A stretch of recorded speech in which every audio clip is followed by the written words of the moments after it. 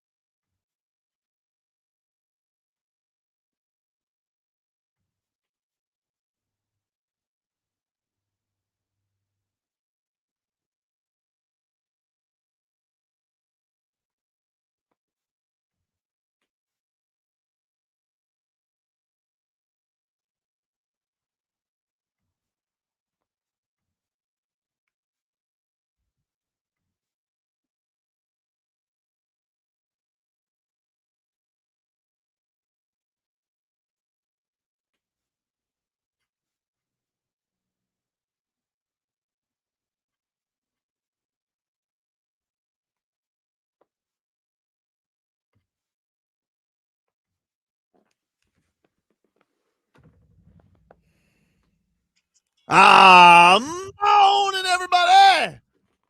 Tobin and Leroy here with you on FM 104.3 WQAM. Morning, Leroy. How are you? I mean, you tell me how I am. I don't understand why you're so bothered by this. I thought I was going to do the show from home today because my kids were off from school. And then my wife's like, yeah, I'm doing all of my teacher work remotely. And I'm like, you could do that? I didn't even know. And so she ends up saying that she's going to be working from home as I get who the hell is calling me right now? Thank you, telemarketers. Appreciate y'all. Professional start to the show for me. And so like, they're like, no, we're all going to be home. And I'm like, well, that's a pain in the ass to do the radio show. Cause then they all get up late. They're clanging and banging in the kitchen, and I'm just like, all right, I'm just going to go in. So that's why. And I'm like, what am I going to do? I'm going to call you up and be like, hey, never mind. You should drive in. No, you can do the show from home. I'm just sitting around. Like I told you, the only reason why I didn't is because you did. Yeah. That was it. You said, hey, I'm going in. Change your plans. That's it. Would you have come? Yeah. Well, I was just sitting around. I get up at 6:30. I'm just sitting around. I thought I'd save you a drive. I appreciate you coming. Yeah. There you go, Vlad. Thanks. Anyway, get to our headlines here on this lovely hump day, as they're brought to you by Doral Volkswagen, home of the Pricito, our lowest price. Visit us at Doral Volkswagen or DoralVolkswagen.com. As last night, crazy night for the Canes on both ends. You had Canes basketball with another comeback. They stormed back to beat Virginia Tech 67-66. Trey Donaldson had 32 points. So they got another exciting win. They improved to 21-5 on the season. As what do they got? Like 2 regular season games left, Vlad? What are they're almost No, they got 5.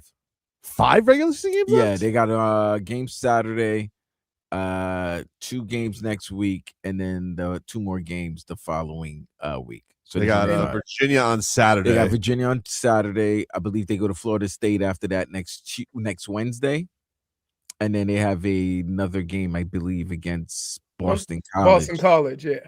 And then I think they finished the season against SMU and Louisville. Why are you saying Boston College? Yeah, like you knew the schedule. Because I was listening. No.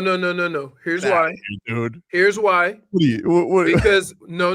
Jay Billis? No, because the other day when I was driving home, I was listening to Canes Hotline. And they go, yeah, after this game, we go to Florida State and Boston College. So thank you for listening, Leroy. It wasn't a matter of me just knowing. I heard it. Oh my god, man. What? We've been doing the show for 3 minutes now. And you already done. Yeah. -1 on you, Tobin. For what? Just and he knew where it was. He actually was listening. Fair enough. I just thought he was faking it. No.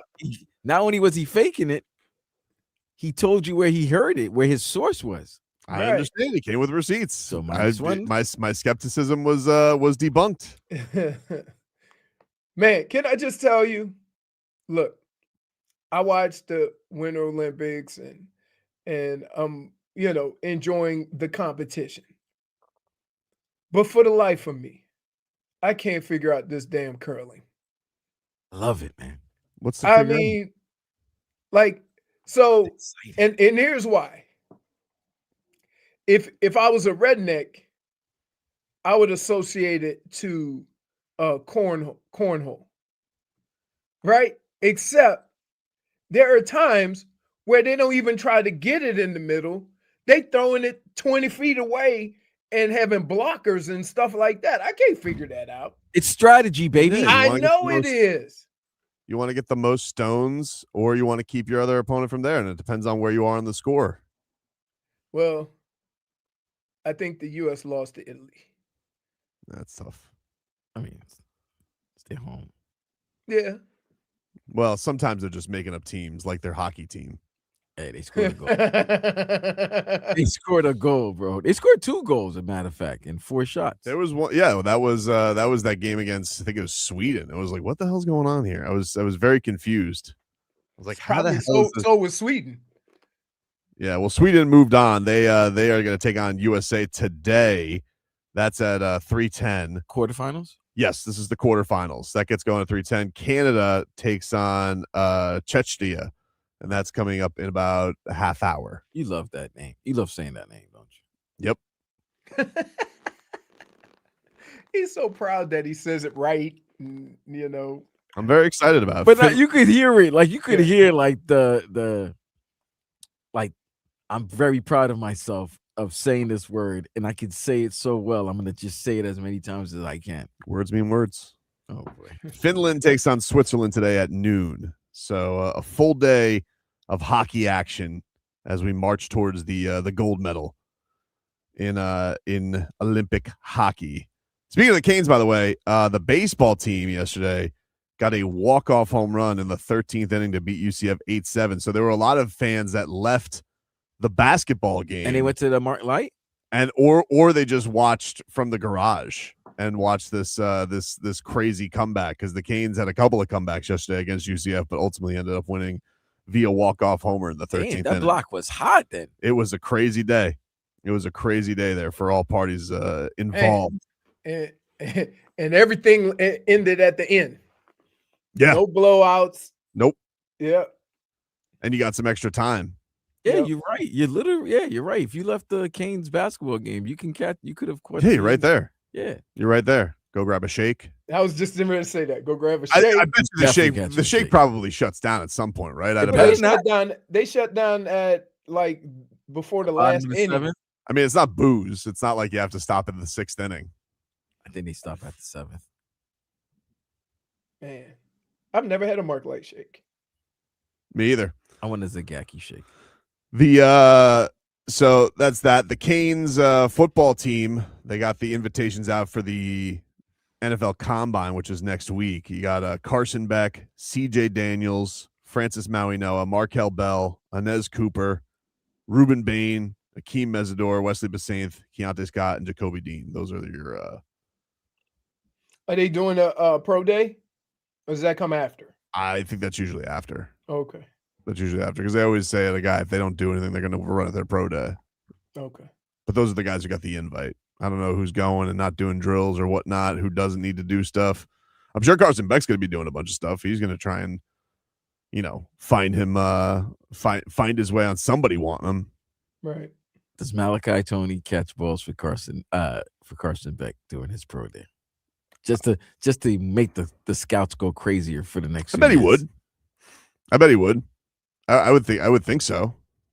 You want your best receivers there to make At your pro day. right. Yeah. Not at the combine. No, not the combine, pro day. You got to make some friends. Yeah, but that's usually what they do, Vlad. They bring the young guys. Oh, is it the young guy? I usually think they was just like whoever. Well, like when the quarterback's throwing, when the quarterback has his pro day, usually they bring some of the younger receivers. And the I younger did mean receivers Jacoby are Thomas too. I apologize in the typo. And I think a lot of them get some eyes out. I think we already know about Malachi though.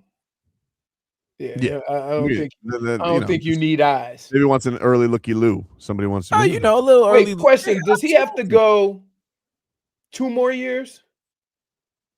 He got to go 2 more years. Yeah, this upcoming season, and then 2 more years. 27. He'll be in the 28 draft. You can barely drive.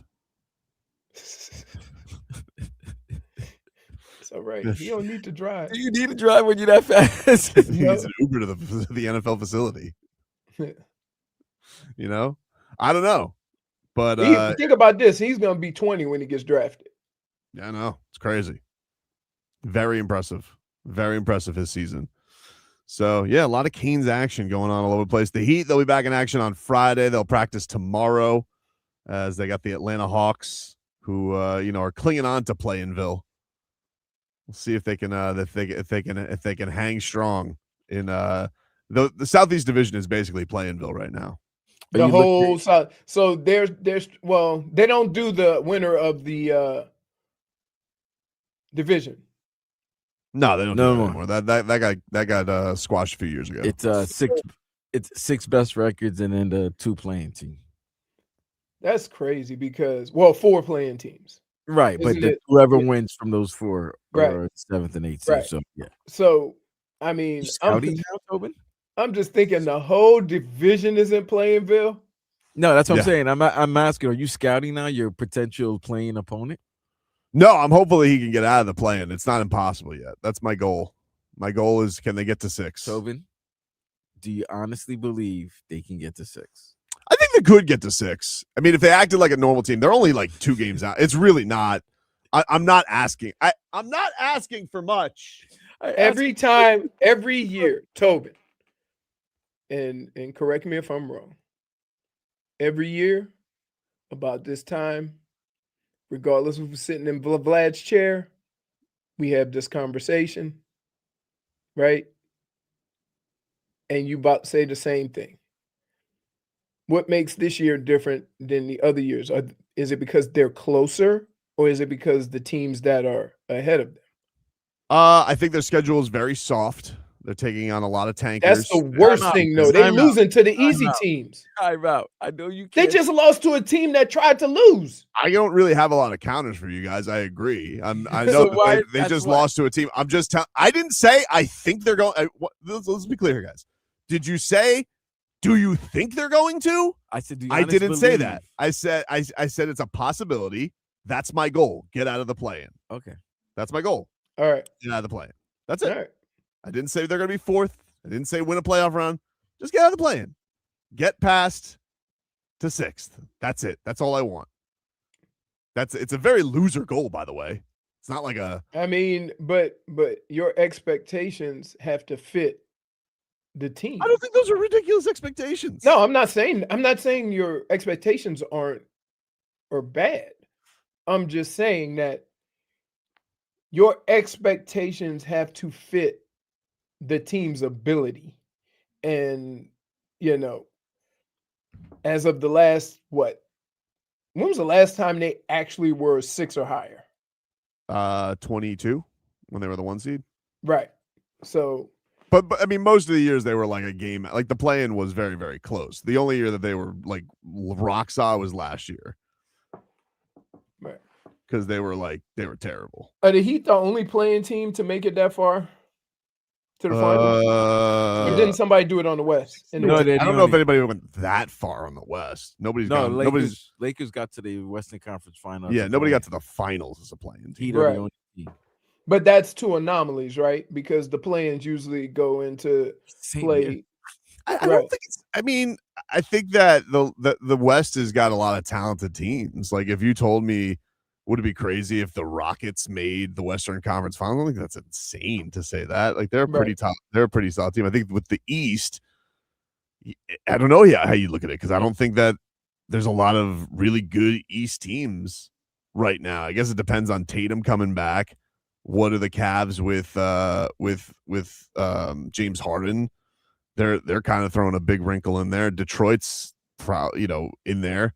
I don't know what the hell to make of the Knicks. So we're all right. Are we looking at? You guys are all right, but I got to be honest with you. Like, I wouldn't be scared if the Heat took on the Knicks in a playoff series. Oh, I would want that. I would definitely want that. Hey, is it crazy? I look at Detroit like we all looked at Indiana. They're really good, but are we there yet? They still got to show them. Right. And they could go on and go to the finals, and we'll still be saying, they're young. They just did this. We'll still have the same questions. if they went on to win the championship, because that's what happened when we did with Indiana. Oh, Indiana, it's 9 huh?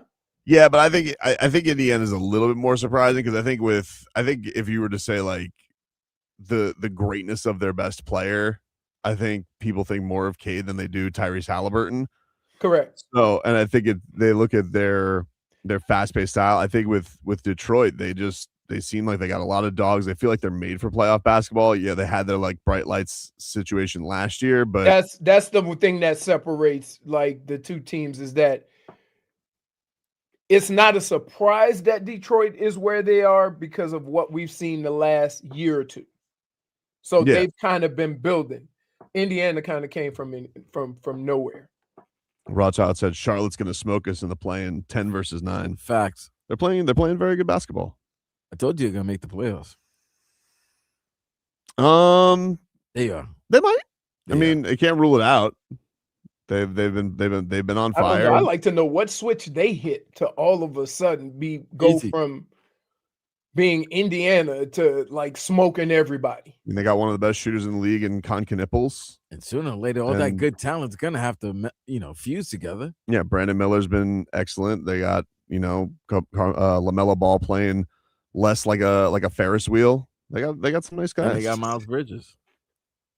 Miles Bridges still sticking around. So yeah, it's all kind of those young teams that kind of gel together are dangerous acts. Right. And then with Miami, I think the thing I worry about with Miami is you go into this year and you're going to come back and they're going to get, Norm back and Pella back. But then Tyler's starting to put some stuff on social media that seems like he's going to be coming back. Like, what are we going to go back to square one with that? What does that entail for the whole team? I think over the last couple of years, I've seen this team have some run and then Tyler come back and then it's almost like we got to start over and work on the chemistry again. And I'm not saying that Tyler should or shouldn't be starting, but Spo has always been a coach that didn't really care about feelings. He's doing what he's doing, what's best for the team, right? And with Tyler, we've all been a little different about that. Right? Like a guy coming back from a substantial injury, a long injury or whatever, you usually work him back in. We've seen it happen. Not Tyler. And it's kind of messed with the chemistry. And now it's almost like, okay, as soon as we get Tyler back into the swing of things, then you don't have time for that. So I'm curious to know is how that is going to work when he comes back. Because, listen, he's one of the 5 best players on this team. Yeah. But I'd say scores. Let's do that. I would agree with players. I think he's one of the 5 best players on the team. And so I just don't know if he comes back, do that mean that now we have to wait a couple of weeks until he gets back into a groove? That seems unfair to the other guys that been getting pounded and going through it all year. We'll take a break. More to come here on the show. We're back after this.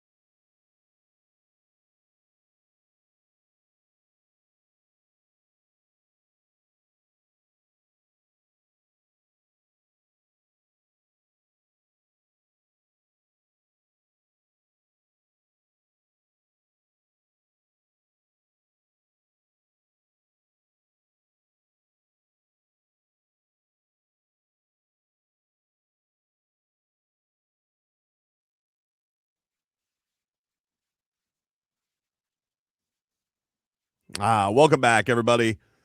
It is Tobin and Leroy here with you on FM 104.3 WQAM. We got some Olympic hockey coming your way later this hour. Canada, Czechia, quarterfinals. This all feels like it's leading up to USA versus Canada again. But TCB, got to take care of Sweden.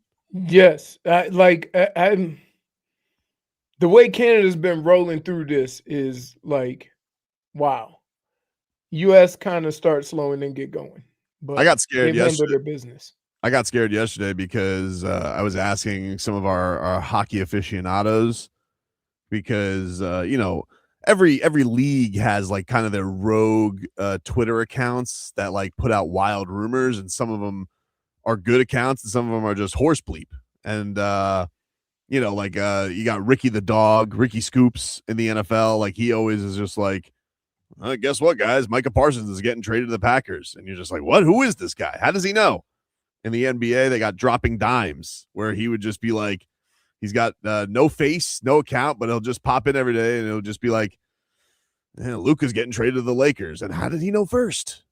And so yesterday there was a wild one from one of these hockey accounts, but I have no idea because I don't know about the hockey Twitter streets as much. Like hockey trade rumors are a little bit crazy because you got to match salary. You got no move clauses. These guys and their agents usually talk to the teams and work out a deal beforehand. Like it's a little bit, it's kind of like basketball trades. It's even like more, it feels even more connected than basketball trades. It feels like they almost go through the agents and have the deals done before they even make the move happen. And so there was one yesterday that made me want to throw open my shoe where it was like the Panthers were I don't even know what the hell is this guy's name. It was Jonathan Puck. No, that's not it. It was here it is. It was just Hockey Insider. That's all he's called. And he's got like this weird mystery face. And I was like, what? Who is this guy? And it said, breaking news. Again, this is just a Twitter rumor, everybody listening. Just a Twitter rumor, probably unfounded. But it said, breaking news, just found out from a source that Panthers goalie Sergei Bobrovsky could be on the move at the deadline if Florida is out of the playoff race. The Canadiens and Edmonton Oilers would be among teams all in on the netminer. Preliminary talks have taken place. And then he goes, hashtag confirmed, which should have been my lead. Nobody has a hashtag confirmed. That's very strange. So I asked Hockey Hornet and I asked Trevor, and I was like, hey, is this guy any good, or is he like your Ricky or dropping dimes? And they're just like, nah, he's full of bleep. I was like, oh, thank God. Because I was terrified. I was like, because it's not just that I would be sad that Sergei Bobrovsky would be gone, but if you sent him to the Oilers, that would be, just make me jump out a window. They don't deserve him. I couldn't take that. Unless, what are you going to do? Send us Draisaitl? That would be awkward with his beef with Matthew Tkachuk. But we did have Marchand come here. Things change. Things do change. Things do change. Because I think everybody down here in Miami hated Marchand, and all of a sudden, that's our guy. Yeah. But I don't know. I just had this great fear that this is going to be like this last year of Sergei Bobrovsky. And I'm like, I couldn't see him playing for the Oilers. That'd be so weird. Canadiens, whatever. I wouldn't like that either. I don't want him to go anywhere else. Love him. Coming back, he's coming back juiced up when we get back from this break. The old love a break. Said the old need a break. How about that? They need a break. They love a break. The other guys, I don't know. Although it doesn't, the Canadian team's so loaded, I don't think the Panthers have been like even getting that much time on the ice with them because these games have been ridiculous blowouts. Right. The thing about that I've realized is they change a lot more, and they don't play as much ice time as a regular, like a regular hockey game. They rotate a lot more. For a loaded squad. I think in Finland, I think they're leaning on the Cats a little bit more. Right. But those guys are young. I'm not too worried about them. You know, Lundell barely. He's like Malachi Tony of hockey. You know, he barely can drive. He's rolling around Los Olas on his scooter. That's what he's up to. Crazy, man. So what was the Olympic sport you got into last night? What did you watch? Because you keep coming back with reports. I watched some ice skating. I guess the ice was better. Wasn't a whole bunch of falls. I watched some. Let me tell you, there's certain sports that just put me right to sleep. That distance skiing. The hell's that? Were they the flying squirrel thing? Country skiing. Oh yeah, that. I got no interest in that. None. I was excited about curling. Now I'm off. I'm like no, and then I'm big on the speed skating. Love that. Like the team pursuit, the speed skating. I mean, the worst one is when they go short track, because half of the time only two or one guy finishes the race because they take each other out. And then they have to come like hockey penalties. I just know that and make an announcement. You got to know that cross country skiing sucks when they basically just add a gun to your sport and they're just like, nah, this is a sport. You know, like yeah. When does the race end? They go like they have a track, and it might be 2 or 3 trips or 4 trips. They have and with the biathlon, they stop at certain stages and shoot. Yeah, that's and fun. Then go around the track again. So it's the same. It's the same as like luge and skeleton and bobsled. They all have that same track. I just want to know, just like, different distances. You know that like some person was like living in an ice forest, and they're just like, yeah, this would be a sport. This is good. On skis, but we're shooting. Yeah, it's crazy. Some intangible was like into the mountain moonshine on that one to come up with that sport. The mountain moonshine. Yeah, dude. Like, how do you just like, all right, we're gonna go cross country skiing, but we're gonna add a gun. I don't know why I'm making him sound like that, because he probably sounded like Sven. I don't know. Where was the biathlon invented? I can't imagine. Scandinavia. Yeah. So he's like, we're going to add uns gun. It'll just be like Viking days. He said it's a Norwegian Viking game. There were guys with Viking helmets in the stands. Definitely. Yeah. The Viking games, you know, that felt like missed the outdoor games back on ESPN2. Viking games. Yeah, dude, that would have been something. Yeah. That was something. So now the hockey is picking up. When do the women play and Canada play? Thursday. Okay. Tomorrow. They play for the gold. But other than that, we getting away from all the racing. You know, I like the speed skating. I like the skiing downhill, the slalom, the giant slalom. Leroy's wrapping up. The Olympics about to end this weekend. Yep. Oh, is it? Okay. Yeah. Closing ceremonies. Yeah, it's done till time. Okay. Panthers are starting. I think the Panthers get back to practice on Saturday. Most of them. Whoever's really. Yeah, wow, these guys are playing till Sunday. Whoever's not, I think whoever's not like in the gold medal games, I think that people are starting to get back to action this weekend. Jeez. Yep. Paul Maurice don't play. Back to work. I mean, got playoffs to make. I mean, you were demanding a punitive skate a while ago, so maybe we got a break from that. Yeah. Well, there's no margin for error. They need to start racking up some points. 110 tomorrow for the gold medal game. Or between Canada and U.S.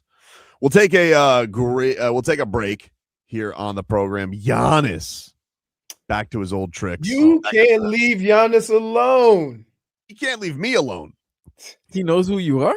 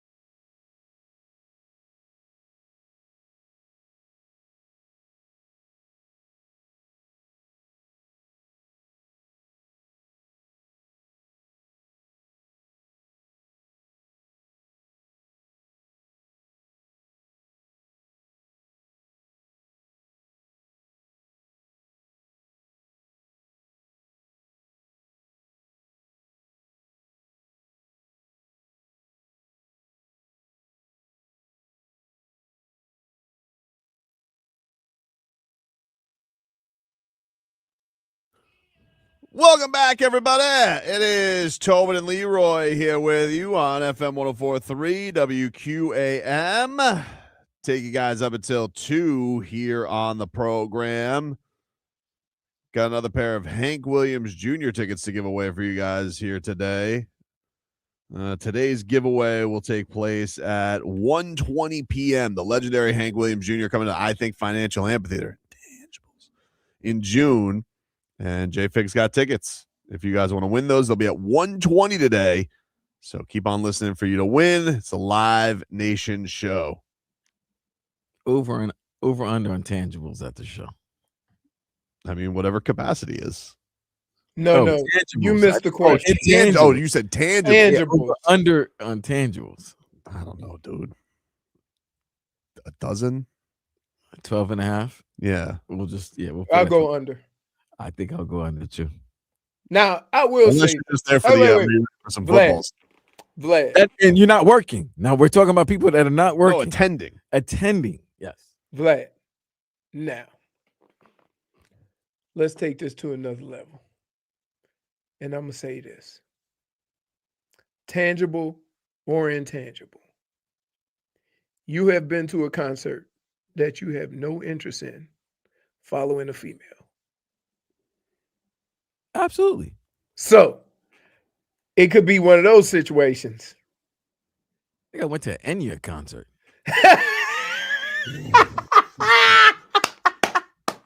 Wow. Oh. You got to do what you got to do. Hey, man. Yeah, that's what I'm saying. So there could be some of that where they faking the funk. But, yeah, I would go a dozen. I think that's. I think that's a safe number. That's a safe number. That's a safe number. But if you want to win your way in, tangible or intangible, 1:20. 1:20 p.m. That's where you want to go. That's where we got to end up with this whole. Croquetta King said 1:20. Guaranteed there's somebody calling right now. Because.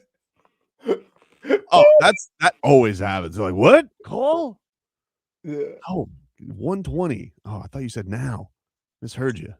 I want the husband or the boyfriend who's got the girlfriend listening just for that time. When they say call, just call the number right now. Camp out. We're basically like our own little tent here of trying to get this together. So, you know who I went and saw, Vlad? You said Enya? Yeah. Dave Matthews Band. Oh, wow. Wow. Yeah, you definitely went for it. Can I just tell you? Mm-hmm. I have never been more miserable. Yeah. Was it worth it at least? Not really. Ah, man. Sorry, man. Damn. Not really. Bad, man. I was young. You had your squeaky voice. I was young. It was the hot ticket, right? We all take L's. Yeah, I took the L. So Giannis, this interview came out yesterday. He's spitting his same BS. I mean, this guy, Mr. Want his cake and eat it too. This was him to Malika Andrews on his whole situation. Oh my goodness. So when October of 2026 rolls around, yes, will you be a Milwaukee Buck? I can't predict the future. I love wearing that jersey. I will never, ever disrespect people that have helped me. What I've said from the beginning of this year, you will never hear me say I want to trade or this or that or that. And I feel like sometimes when I say that, people don't listen to what I'm saying. And they go and listen to everything around me. The Giannis' camp. I have no camp. My camp is my wife, my kids, my brothers. That's my camp. Now, everybody else that has an opinion about me, opinions are cheap. Everybody has one. They can say whatever they want. And I respect everybody's opinion. But, again, I've said I'm committed to the Milwaukee Bucks. Oh, my God. Nobody's getting sick of this guy's act. Dude, you're done? His English is almost getting to the Canelo point of English where he just says whatever's on his mind. I love it. He's just like, but he's annoying, but I love it. It's just, he's just, I don't know, a camp. I don't even have a camp. Who are these people? Like, you don't have an agent, Giannis? No. Who's that? I mean, he plays that. He's trying to do this. Who? Me? sometimes no matter what you intend, like he wants to look good in every situation. And I think sometimes you're just not going to. And you got to be able to deal with that. And you got to be able to handle that. And I'm gonna give you the athletic, from the athlete's point of view, the answer that best fits all of that when people hit you with these questions. Right? So we'll cross that bridge when we get there, but I'm gonna do what's best for me and my career, and so is Milwaukee. Boom, that's it. Yeah, but he doesn't do that. Like No, he no. likes because he wants to, in his efforts to look good, he leaves more questions. You see what I'm saying? And I think that if you put that out there, right, then at least you cross that bridge when the season ends or whatever. But the way he answers questions now, he gonna get asked something along those lines every time he get interviewed, because he's never been definitive one way or another. And the fact of the matter is, you could not know.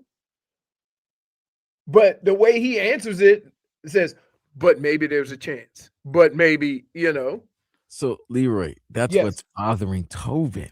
Right. It's that he's pulling a Tobin on Tobin. Correct.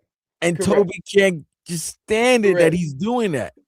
he's not Correct. pulling me on me because I No, think no, he is, dude. he's is really pulling. not, though, because he's sitting here and he wants to act like I love Milwaukee so, but you're very clearly like sick of your time there and being in Plainville and being in the place where you're getting bounced in the first round all the time, but also you don't want to be the bad guy. Like it's not this case of like, oh, I'm straight up like ready to leave Milwaukee. Okay. You know what I used to and tell also- my kids, and this is what you have to learn in life.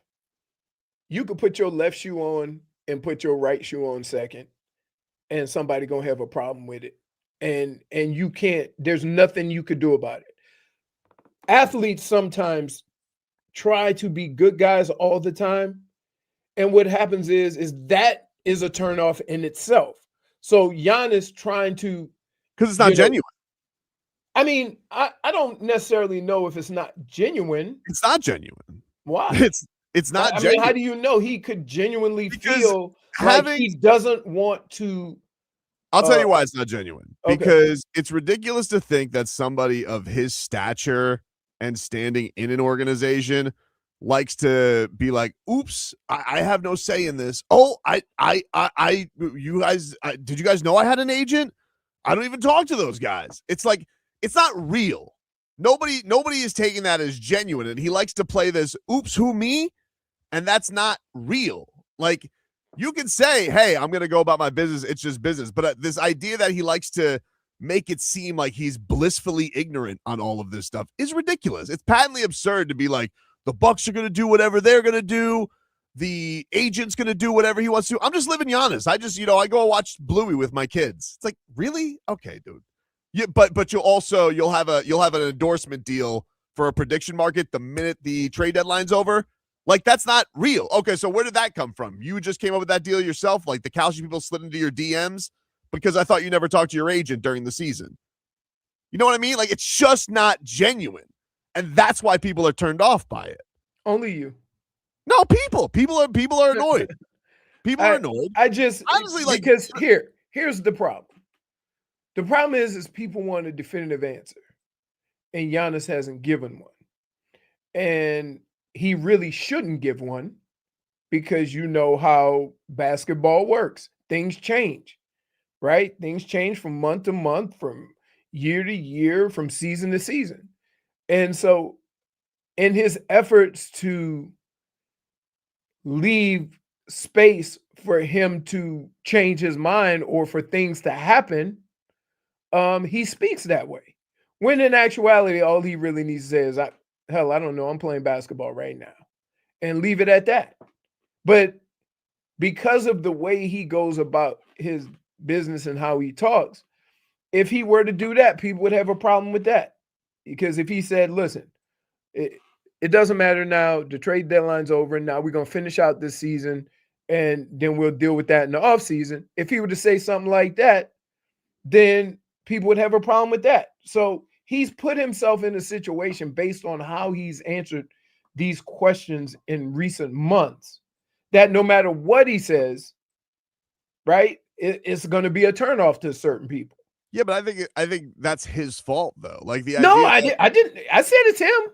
I said it's him. Like the idea, because even I think if you were a Bucks fan at this point, you're annoyed with like, all right, well, do you want to be here or not? Like you talk about all this stuff about legacy statue. I feel like Bucks fans would be grateful of his time there. He won them a championship, but now like the string along is where I would be annoyed. Even if I was Milwaukee Tobin, I would be like, well, dude, like, do you want to be here or not? You keep talking about not wanting to string people along or don't want to disrespect. Like being left alone, like in this lull of like, is he, isn't he, is just as annoying as you leaving right away. Right. The other thing is that if people here, if he had heard people in Milwaukee saying, look, we got a good run with Giannis, let him go do his own thing. And that's the vibe he was getting from people in Milwaukee, right? I think he'd already be gone because he would feel comfortable with it. But again, as a man, sometimes you got to make decisions that the people around you may not like, but you got to live with it. And I think too many times we try to still be the good guy while making decisions we know that some people aren't going to like. And you just got to make that decision and move on. He's trying to still be in the middle. Yeah, it's enough of that. And I think everybody's tired of you, pulling this Jimmy Eat world. Enough of this. Unless he ends up with the Heat. Tobin. I mean, look, I don't want him on the Heat. I'm done. Okay. I'm out. Leroy, okay. You know who you sounding like right now, Tobin? Mm. You sounding like 2010's Knicks fans. With what? With LeBron James. Why? That doesn't, because it was always teased, it's always rumored. He would say things that would make you think he's leaning towards the Knicks, and he's not. And it just his antics, very passive aggressive. Same thing with Giannis. It frustrates you, and you're getting frustrated because listen, last week was your best chance at getting Giannis. Now that they're going into this offseason, more teams are going to be involved. And guess what? The first segment of ESPN's First Take was today. Oh, yeah, he's going to go to the Lakers. He's going to the Lakers. Probably. And if that happens, your head would explode. Not really. I'd be like, oh, good. Finally, he made a decision. But you would be upset that he went to the Lakers. Like, not really. I really wouldn't be upset. Like, Vlad, I'm already, like I told you when we did this discussion about him coming to the Heat, I told you, I was like, 25% a chance it happens, and that's the best chance that they have. I said all that. But I think that this idea that he likes to play this, oh, shucks. Oh, who's me, silly Giannis? I don't even know what's going on here. Dude, you've been doing this for 2 years with your fan base. 2 years with, oh, am I going to leave? Am I not going to leave? Do I want to stick around? You're having your organization. And here's the thing that's annoying about it. If I was a Bucks fan, I'd be like, hey, you've done things and you've done this dance back and forth, and it's made our organization make terrible decisions because they're trying to appease you. And if there was more honest communication amongst the Bucks and with Giannis, even if the time was, then everybody wouldn't do stupid things. And if you want to relate it to LeBron, that's what happens when you're at the end of LeBron's run. Like when the Heat were doing silly things at the end to try and appease of keeping LeBron happy. When the Cavaliers were doing that for the most part up until the second time when they wouldn't, trade their picks away because the end is coming. This thing with the Bucks is like, we have how much money he's spending on Miles Turner every year because we're trying to keep Giannis happy, but we can't just get a straight answer from him. Like that, who is that good for? So, yeah, I don't think he's going to end up on the Miami Heat, but I think the thing that's annoying about this is like this almost seems like it's the only relevant thing now with him. It's not the basketball play. It's not him being one of the most dominant players in the league. It's like this, oh, maybe I want to be Milwaukee's Dirk Nowitzki, but not really, only if I can win the title, but I also don't want to disgrace anybody. It's like, no, you're but gonna. Don't we do this with all stars when it comes to that decision of whether they're going to stay or leave? We did it with Bradley Beal. We did it with a bunch of guys, maybe not to his level, but there's been a bunch of stars in recent years that we've had these same conversations about. I don't think that they go to this level of like They're just not as good as Giannis. I don't know. I think like when guys go, they go. Like when Durant has left, he's left. Like and when it's been over, it's been over. There hasn't been this, oh, maybe I want to stick around, maybe I want this to work out.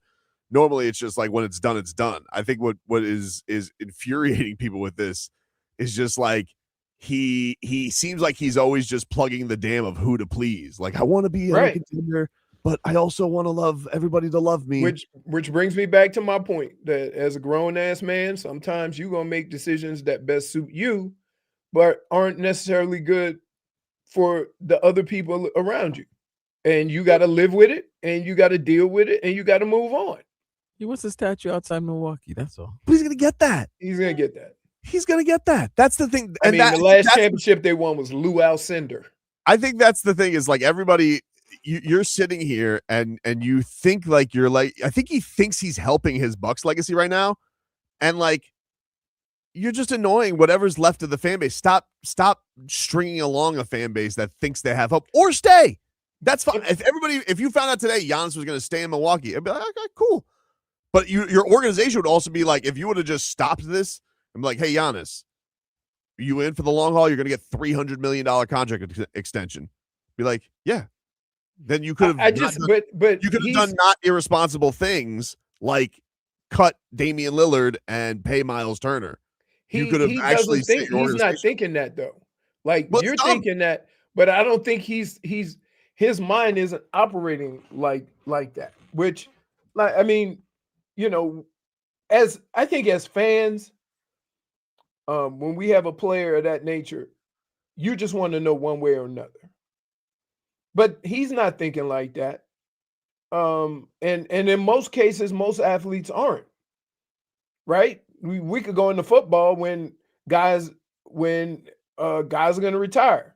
We had Brett Favre, we had Aaron Rodgers that we had just sitting on their damn lawn wondering what's the next move. And they did the same thing with the, talking around it. Equally as annoying. Right. No, I'm not saying it's not annoying. But I'm just saying it, like, let's not act like this is a one-off. We've seen this before.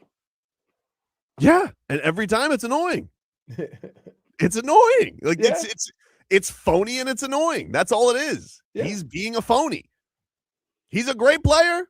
I don't even think he thinks he's being a phony though. I understand most people who are phony don't realize they're being phony, but he's being a phony. He's being a big fat phony. I don't know if that's his intent. Maybe it's not his intent, but right. I'm sorry when you come out there and you go, oh, I'm the hottest chick in the game, but I never want to leave. But also, would you guys like to invest in Kalshi? Decide where the Greek Freak is going to end up next. Deposit today, $5 free towards your market. Are you saying he's a show pony? No, I'm saying he's not a show pony. He's a show phony. I don't know. I mean. Point for Tobin. Take a break. Back after this.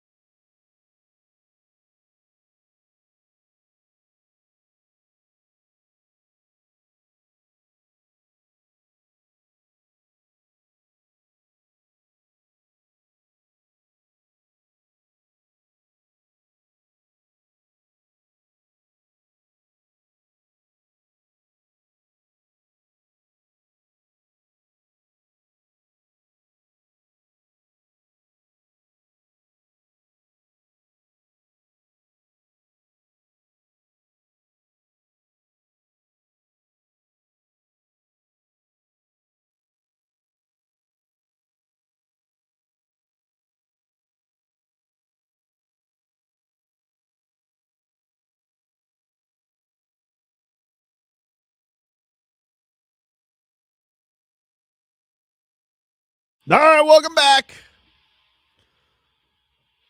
Tobin and Leroy back with you here on FM 104.3 WQAM. Take you guys up until 2. Get to our headlines here, brought to you by Doral Volkswagen, home of the Pricito, our lowest price. Visit us at Doral Volkswagen or DoralVolkswagen.com. We have Olympic hockey on right now. Team Canada and Czechia are tied at 1 apiece. About 6 minutes left, a little over 6 minutes left in the first period as we have started off our hockey extraordinary day of quarterfinals. But Czechia holding strong so far against Team Canada, the juggernaut right now. They got Connor McDavid out there and his whole line. Do not see any cats on the ice right now. But I agree with Silly Sauce. Be like, hey, Canada, don't lose. Don't go out there and have this juggernaut team and all of a sudden lose to Czechia. Don't lose. I don't know how to feel on that because, I mean, they do have a lot of cats, but also Sad McDavid makes me laugh a little bit. Sad McDavid. I'm very torn. Man, you're the pettiest sports watcher. He's in a nasty space right now. He's in a nasty. This is usually his winter into spring is not this discombobulated. Yeah, usually there's somebody you can hang your hat on. Like the Panthers the last 3 years, you just okay, they're good, so you're ready for the postseason. Can I just say this? And then tell me how you feel about this. So we all have our sport, right? And the sport that you followed as a kid or whatever, and then now there's other sports. And although you support them and cheer for them, your attitude and your happiness is still based on that one team. Like you could be a Knicks and a Jets fan, right? But only one of those teams really drives your happiness. You'll be happy if the other one succeed. You see what I'm saying? So I think down here It's now, It's the Heat for him, right? Right. So with all this stuff going on with the Heat and Tyler and trying to get into some type of, groove with the remaining, it's angst. And so he's just taking it out on all of the sports. I got to be honest with you. You guys can, I don't know where to bill you guys for the psycho pop analysis here, but I feel how I feel in petty no matter things are rolling or not. I could fire it up no matter what. I think you guys are misguiding when I can fire up petty because honestly, the Heat could be the 73-win Warriors right now. I'd still feel the same way about McDavid. It doesn't sway me one way or another. I know you think that it does. It really doesn't. I can dial it up and put the petty right on the corner of the plate whenever I need to. But there would be pleasure with your petty if the teams were doing good. You see, now I don't think so. Yeah, your petty is it's an angry petty right there. No. Yeah, because usually when you're being petty, you smile. It's like there's a little joy with his pettiness. Especially if his teams are doing good and the other team is bad or the other person is bad. There's a good chance the Edmonton Oilers are making a postseason this year. I would hope so. Otherwise, Panthers, they can kiss McDavid goodbye. Panthers got a tough task. Yeah, but I can't be mad about the Panthers. I know that if the Panthers don't make the playoffs, we all know what it is. Yeah, they had just too much going against them this year. I mean, that's why nobody's team has been out for most of the season. Yeah, like I don't think anybody can look at what the Panthers have been doing and be upset about. I mean, you can be upset if you're you're a maniac Panthers fan. And you wanted punitive skate.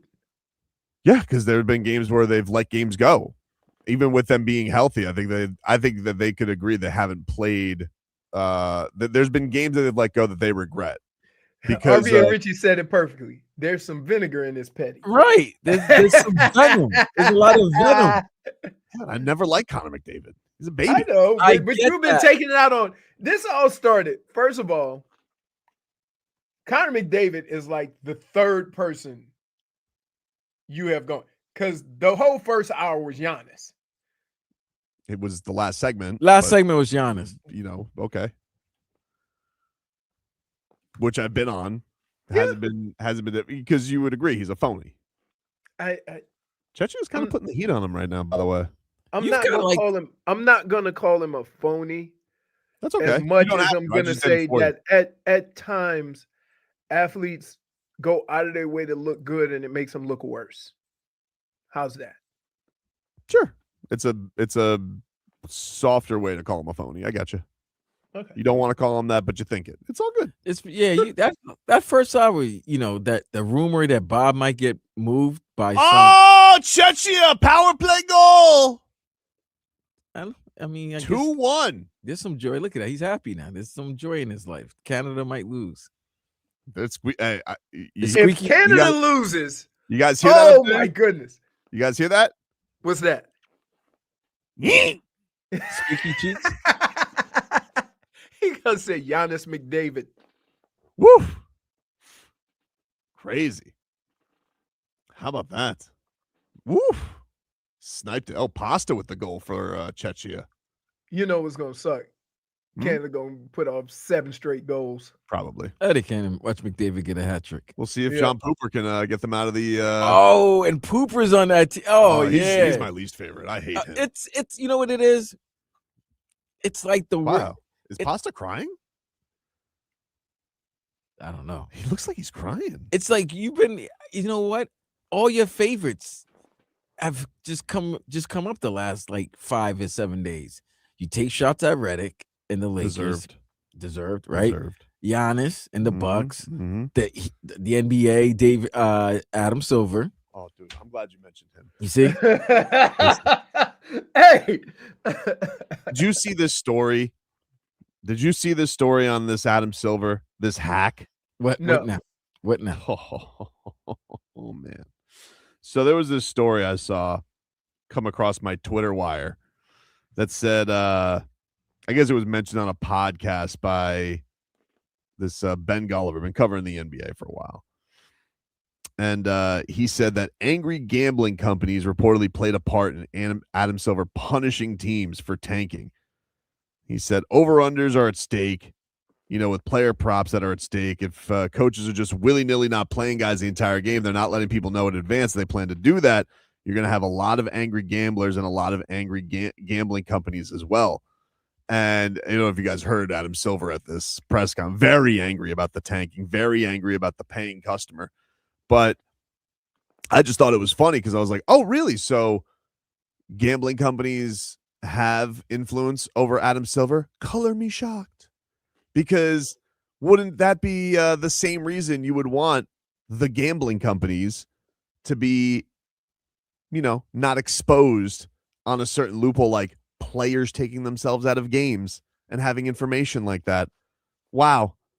Who could have thought that the commissioner, the upholder of standards in the league, could be bent to his whim by DraftKings or FanDuel? Interesting. That's all. Just very. By the way, I'm not against gambling. We like gambling on this show, but I just think it's funny that this guy likes to go out there and be like, oh, yeah, why would we ever hide that? Why would we ever not want to have I don't know, because you want people to feel like they're betting on something that's on the up and up, and by the day it feels like there's another scandal that comes up. I mean, your league has one of the most famous scandals of corruption of all time with Tim Donaghy. Predates your era. I know that was David Stern, but it is funny to me that not only are you just upset about the integrity of the game with tanking, which everybody's hammered into the ground. I don't have a solution for it. Don't really care right now. But it's not just that. It's that people can't bet properly. Huh. Interesting. Why would the commissioner care about that so much? I thought it was just about the integrity of the game. Well, no. He's got to have the integrity of all his partners satisfied as well. Same reason he wouldn't want something leaking, like a certain point guard making $27 million having to take himself out of a game. Because who would bet on a game if you knew a guy was going to manipulate the rules like that? It's just interesting.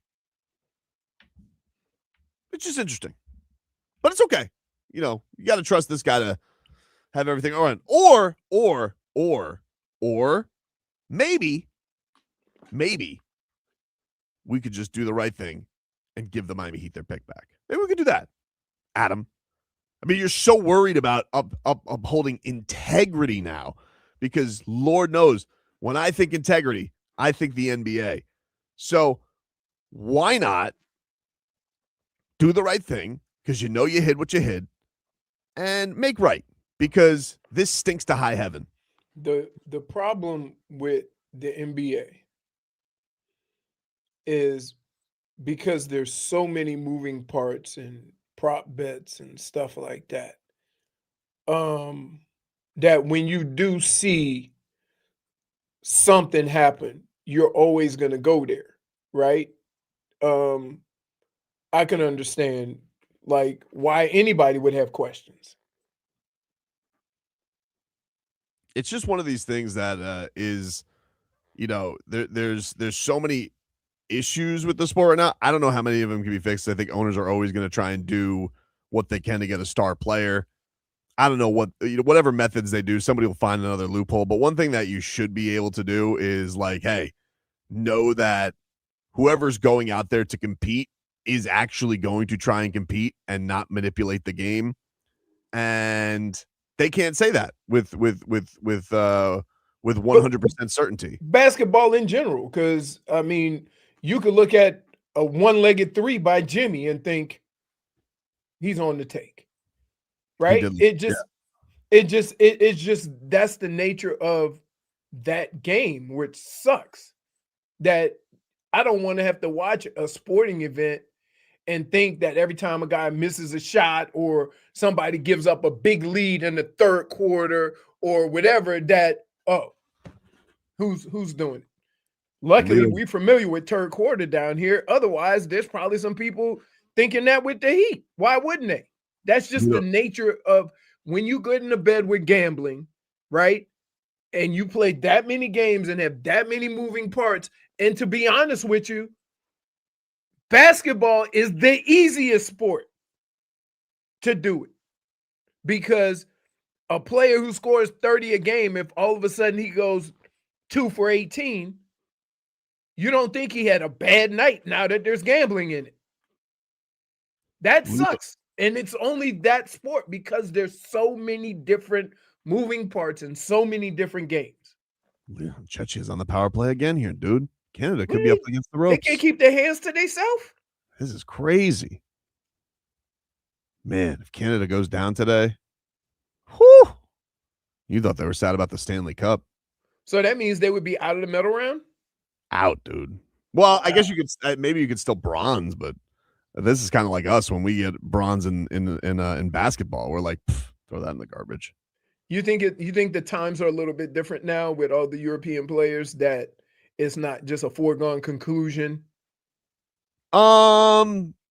So do I think so you would be proud of Team USA if they won the bronze or silver in the next Olympics? No, I'm just saying that based on what we've seen around the world and with European basketball nowadays, is the U.S. even favored? Yeah, they'll be favored. Okay. They'll be favored. Maybe France will be there. What about Canada? No? Canada's got a lot of good players, but they don't have any size. Right. You know, like I think that's the thing. But it's also different style of basketball. International basketball is a little bit different than the NBA.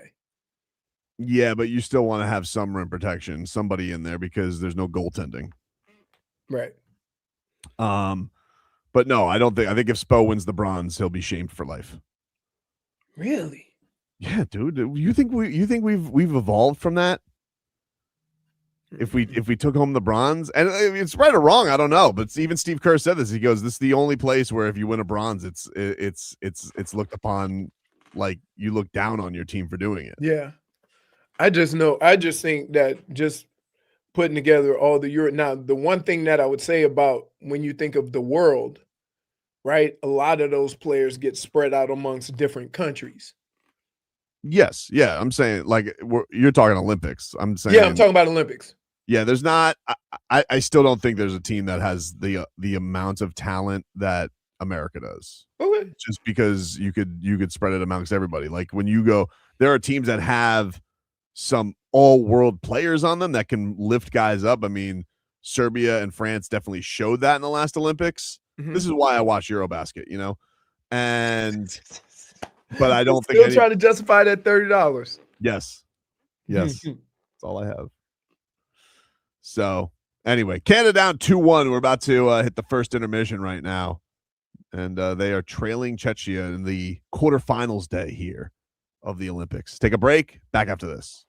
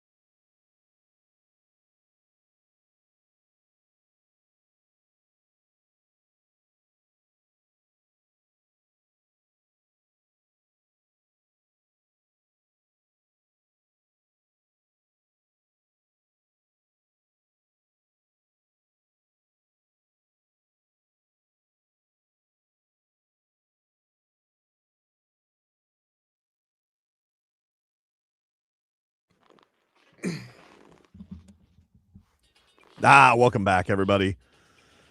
It's Tobin and Leroy here with you on FM 104.3 WQAM. Canada down 2-1 to Czechia in the quarterfinals of the Olympics. Team USA plays Sweden later on today. They can't keep their hands to themselves either. So this is the quarterfinals. Yes. The semifinals are the medal games. Right. Yes. Okay, so this is you're out on this one. If you lose, you're out. Okay. Man, somewhere in Chechnya, they're going, do you believe in miracles? Dude, that'd be crazy.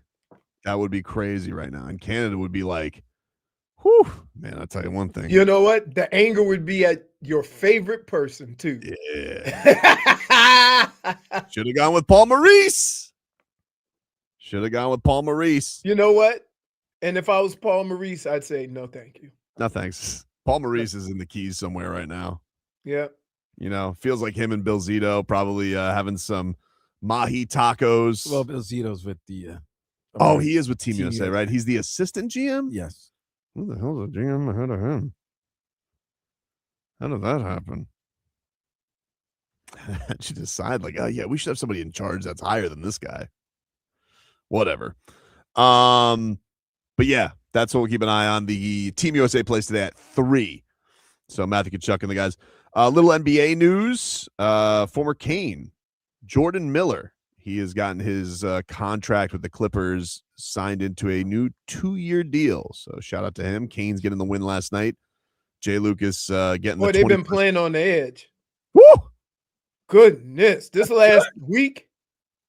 Get you ready for March Madness. Exactly. You know, these tight situations. The 2-1, that's their version of I can't believe that they're still not ranked. I can believe it. Yeah, I think everybody's just they came in with such a blank slate and they were so bad last year. I think everybody's just waiting for like more prove it games. But if you beat, we keep saying this, like I am with you because it felt like after you beat North Carolina. So if they beat Virginia, you got to get into that point, right? They beat North Carolina. They got to at least creep into the 25. You would think. But Trey Donaldson with a big game last night for the Canes, 32 points for him. They only scored 69, correct? 67. 67. And he had 32. That's like scoring 50 in an NBA game. 60. Yep. Yeah, that happens. Yeah. Got to carry it. Got to do what you got to do. So we'll see what's what. But you got to get. I mean, like that's very impressive what Jay Lucas has done. I mean, to come in here, blank slate, and you'd be like, all right, we'll figure this out. They said Dave South said he's a Michigan transfer. Yeah, he is. And look at how Michigan's doing with the FAU. FIU coach. FAU. Sorry, FAU. Old Dusty. They went to Purdue and beat the living out of the Boilermakers. Yeah. It's not easy to get rid of Vlad Golden and come back, you know? You got to reload. I saw, by the way, shout out to Keshad Johnson. Keshad Johnson got a declaration from Oakland for winning the slam dunk contest. Cool. So that's kind of cool. But they had a good the Bay Area had a good representation on All-Star between him and Dame winning on All-Star Saturday night. But I was happy for him, man. He was the only guy having fun on that slam dunk contest. Everybody else felt too cool for school, and he was just enjoying it. I was happy for him. Good dude. Might be the only time you ever Wait a minute. game. Yeah. I'm catching strays. Why? In the chat. Hey, Leroy, when you bike around your neighborhood, don't you wear the same thing those ice speed skaters wear? And then the old love aerodynamics. You did have an outfit. Yeah, but the only difference is, and let me explain, my outfit had a pad. Because when you sit on that little banana seat, that tailbone gets abused. So you have a little pad under there. Yeah, you got to protect the Taylor Gooch. Right. I understand. But you don't do cycling anymore. That was a hobby years ago. I used to do it. I did it a lot when I got done with football. And for some reason, like I can never do it during the winter because as we know, my big ass is not aerodynamic. So I would be pedaling for dear life just to stay upright. Then my back start bothering me. And then that Did you ever have Did you ever have a cycling crew? Like, did you ever go cycling? amongst- No, I wouldn't. No, and to be fair, if you go with a cycling crew, it's easier to ride because you're not in the front. Oh, I thought it was just So 'cause the air, no, you can cruise when you're in a crew. My thing is that any of the crews that I saw, they had them fancy bikes. yeah. I'm talking about bikes that cost 10, 15 grand. And I was like, that ain't happening. Yeah, well, I was getting my daughter's bike fixed recently. I took it to a fancy bike shop because I was Oh like, my goodness. my homemade, my old bike shop that was in my neighborhood, they closed down. So then I was like, well, who the hell is a bike shop? So the only one was in Wellington, and I like go in there. I'm like, it looked like a car dealership with some of these bikes. Yeah. No. just Yeah. I just need the tire fixed, sir, if you don't mind. I had electric brakes, electric gears. Like they everything's changed. Yeah. Like even how you switch gears. You know how you used to have the little knobs?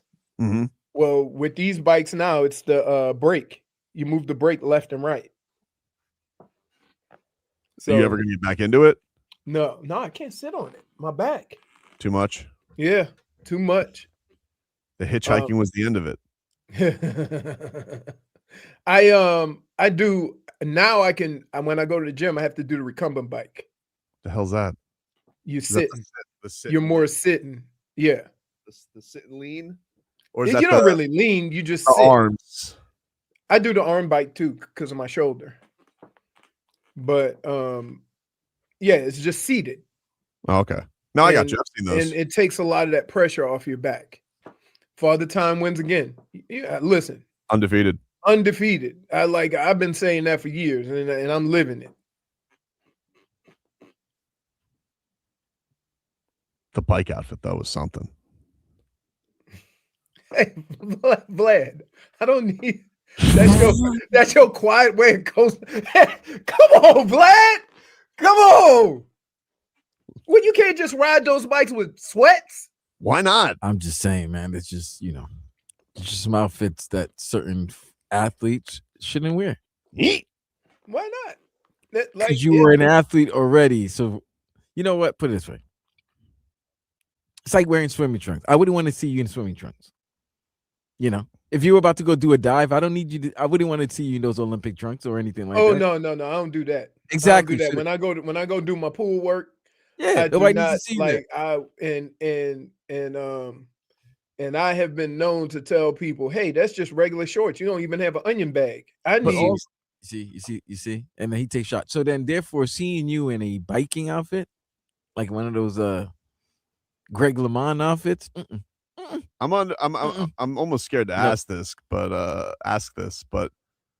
is there an onion bag in the old Lance Armstrong thing? No. Damn. No. They say I'm one of those old men gamers on the playground. I have injuries. If you would have seen me back in my heyday, I have never talked about my heyday. They were just talking about your heyday right now. They asked a question in the chat. Who would you take, Prime Leroy or Prime A-Chain? Prime A-Chain. For different reasons. Right? Prime A-Chain can avoid hits. Prime Leroy had to be a little more aggressive. Can he take a hit? You don't have to if they don't touch him. I just wonder if he's going to be here next year. He's going to be here. See, and here's the thing. Speaking about, I've been thinking about this. I'm sorry. They said Tobin would be a prime rib. I love prime rib. God, do I love prime rib. Here's what I'm thinking about the Dolphins. For Twitcher. When your opening conversations are, we're going to build through the draft. I think here's what's going to happen, right? They're going to try to get as many guys on the same time frame as they can. So when you look at Achane, Waddle, and a couple of other veterans, probably Brooks, Sealer, right? Minka. Are they going to just get assets for them? Well, do the Dolphins have a Tunsil on this team? Because that was the thing. Like the whole rebuild started. Tunsil got traded for more first-round picks than anybody in the history of football. Yeah, like do the Dolphins have that? Because even if you trade Jalen Waddle, maybe you'll get a late first. Maybe I don't think you're gonna get a first. There's nobody you could trade that would maybe get a first. So like you're talking about second-round picks tops. Yeah, so they don't have that golden piece that they could just be like, we'll start over. Like if they trade, would even Patrick Paul fetch that? Like people think highly of Patrick Paul, but no, but you need it. See here, when it comes to offensive linemen, if I have a stud offensive lineman, I'm keeping him. I don't care how old he is, because those, if you look at what's a premium position right now in the NFL, yes, offensive line. Everybody's looking for offensive line. Agreed. So I would hate to start, if I have a good one, I would hate to start that process off looking for another left tackle. Well, that's why I'm like, but even if they were willing to trade him, he's not getting a Tunsil, because Tunsil was like thought of as one of the best players in that draft too. Even if he didn't come into the league like gangbusters like that, he then held on and was a perennial Pro Bowler with Houston. Eventually moved on. I just don't know if Patrick Paul's thought of like that, even though he's a monster. He's hugely tall. But he's the kind of player that can maybe get a high draft pick because he's at a premium position. Yeah. And so they're looking at it from that standpoint. However, you want a premium position still on his rookie contract. Mm-hmm. And to get rid of that, you're almost causing yourself more problems, because you're not going to get another Patrick Paul if you get another pick. Yeah, assuming you have him, you're going to have him for whatever, 10 years if you wanted to. Right. I think that unless somebody, but I do wonder, like you mentioned like would they do something crazy like that? Because he feels like the only guy on the team that could get that. It doesn't seem like it. And again, that's why I was talking about have as many guys as you can, especially now. Understand this: if you're gonna take the Tua hit, you're $99 million up against it. Yeah. So the only way you can combat that is by having a lot of young talent on their rookie deals. And so that's why I say I don't think they would get rid of anybody that's still on their rookie deal. Who made these rules, by the way?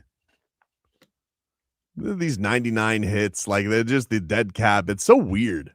Well, so the reason why it's that way is because here's how it works. You take the signing bonus, right? And then you take what would be earned that year. And if you cut them before the contract's up, it accelerates.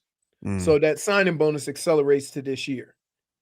And then because you got more guaranteed money, that money next year, or maybe some of the signing bonus. So we just got to punish you for these contracts being super fake. I mean,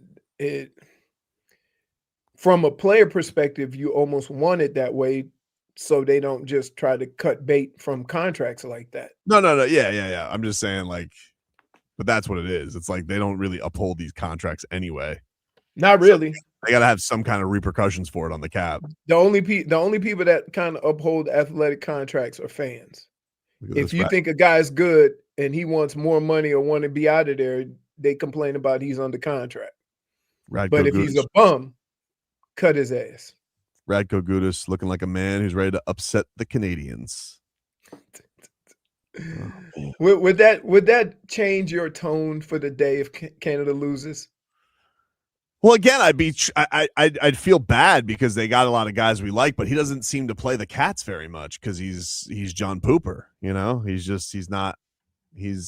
been a little bit salty about it, but I get it. Look, they got a squad, but this would be something, dude. If they go down today, because that's what's setting up. We're supposed to set up for the next matchup. It's supposed to be us versus them. Yeah, no, gold medal game. Right? No, they would be next round. Why? Aren't they the top 2 seeds? No, I think the brackets show that they would face each other. I thought they were the top 2 seeds. Okay. That's weird. No. They just showed it up on TV. I mean, unless they reseed. I don't know what the Olympic seeding rules are, dude, to be honest with you. But I do know John Pooper looks pretty pissed right now. Oof. Those Canadians. No, Canada's 1 and US is 2. They wouldn't play. Yeah. Okay, my mistake. I thought I saw on the bracket up there that they would face next round. No, That's how it because would because the way they've done it is Canada would play. Canada plays the Slovakia because Slovakia won earlier. Slovakia beat Germany. Right. Right. So then they play the winner. No, of Canada. if it would go, if Canada wins, Canada would play the highest seed. I mean the lowest seed, and So it they would do be 2 versus 3. So they do reseed. It's always going to be who that's going to play. I'm not 100% sure, but I think so. All right, my bad. Take a break. Mixed bag is next.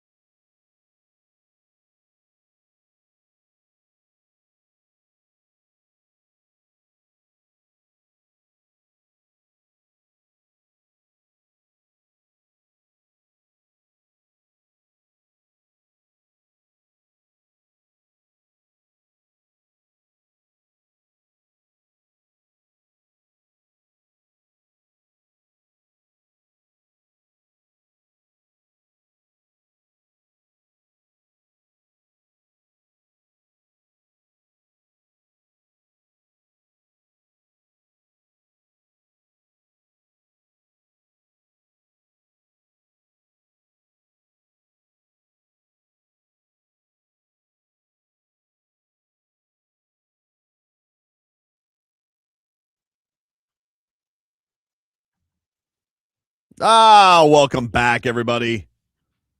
Tobin and Leroy here with you on FM 104.3 WQAM as we take you guys up until 2 here on the program.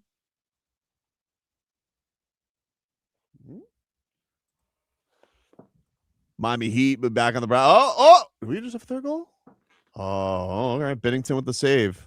All right, he's feeling it right now. Canada is trailing 2-1 filthy right now. It's a little dicey for them, Leroy. They're feeling dicey. You know, the cheeks, they are squeaking up north of the border. Just be forewarned. Oh, this would be one of the biggest upsets in What were the odds coming into this game, I wonder? I'll tell you right now. They had to be vast going into this. But on the mixed bag, Tua Tagovailoa obviously been a big sticking point, and the Dolphins, we don't know what they're going to do yet, but Domonique Foxworth was on First Take, and he says, listen, somebody ends up with Tua, he ain't so bad. Tua has the pedigree of a quarterback that I think would be pretty attractive, but given the fact that he hasn't had that much success and he has a pretty prominent injury history and a huge contract, I think it's going to be hard for them to move him. And it's certainly going to be difficult for anyone who thinks they're going to take on some of that cap hit to relieve the Dolphins. They're in a bad spot, but I think someone will take Tua once they finally release him, but it's going to be a real challenge to figure out where somebody will be interested in trading for him, despite the fact that I think talent-wise, he's better than a lot of the quarterbacks that are out there. All right. I could agree with that. Would it stun you if he goes somewhere and finds success yet again? No. Be able to recapture whatever magic he had here, or do you think that he was a Tyreek McDaniel merchant? No, I wouldn't be shocked. If he ended up somewhere like in a dome, right, where we only talk about his downfall in December. Atlanta feels like, Arizona to me feels like the team. That feels like where he's going to Why would they do that? Why would they do that? They just got had rid of a another garden gnome. But they're going to have one who can run. Yeah, but I think that one who could run, but it's a new coach. If you get him on the cheap skis, he's in a dome. It's Indy, baby. They're probably, you think Indy? They need a quarterback. Yeah, he's got that old Achilles that he's got to get back from. Right. They need a quarterback. They play in a dome. The only cold place they'll play in would be Tennessee. Tennessee, right. And it all depends on what time of the year you play them. But also, like, you want to put Tua in that division with Houston again? No matter what division he's going to be in, he's going to get attacked. He's not mobile. He is not mobile. So but if Arizona goes into a year, they draft Maui Noah, you're going to put in front. And then you want to put him against that Seattle defense twice a year? And then that Rams defense with Jared Verse. Ooh, Crosby got banged up. And then the Niners defense was going to get Bosa and all the other great defensive players back. Dude, that whole division is defense. Yeah, it's tough.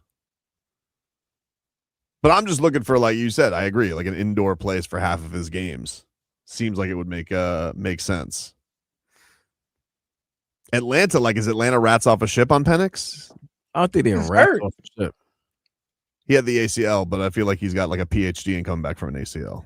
Yeah, this is his third one? Yep. Yeah, they're gonna have a quarterback competition for him. I mean, think about this. They held on to their quarterback they brought in.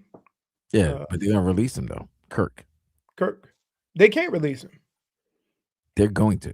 His full contract is guaranteed. They worked on the contract this year. They reworked it to a point where if he's there to a certain day, they have a chance to release him and lessen the cap hit. You could tell that he's salivating on the Jets getting him. Oh yeah, he's definitely one of the guys that I'm looking at. But now keep in mind, he's older too, and he had that injury. We need a bridge. Well, no, but here's the thing with that injury. 2 years removed. Yeah, but you guys got to have the turf of doom. Doesn't matter. Yeah, he's also what, 39 now? No, he's 37, and we have an offensive line. Feels like he's 39. He might be 39 in Kirk years, but he's I mean, think about this. For a guy that nobody really talks positively about, everywhere he's gone, he's had some success. Not in Atlanta. But he got hurt. The first year he hurt his shoulder, then he the Achilles. Yeah, I mean he's old. The old get old. Yeah. Oh, when I said that about Aaron Rodgers, everybody said he's never done, but he's never been to the heights of Aaron Rodgers. Like I understand. Like Kirk Cousins, can I ask you a question? Mm-hmm. What does talent have to do with getting old? because you always are going to feel like you can dial it up. Like when you're old, you're always going to have this fantasy about like can he bring out the best? Can you get a little vintage performance there of Aaron Rodgers? Nobody wants vintage Kirk Cousins. What's wrong with vintage Kirk Cousins? That's what I'm saying, Vlad. He just made my point for me. No, I'm telling you. As long as Kirk Cousins has been in the league. You know what vintage Kirk Cousins is? 4,300 yards, 25 to 30 touchdowns, and 10 to 12 interceptions. You can look at the numbers all you want, but everybody knows that he is mostly looked upon as like the barometer of mediocre QB. He is. He's a better Fitzpatrick. Yep.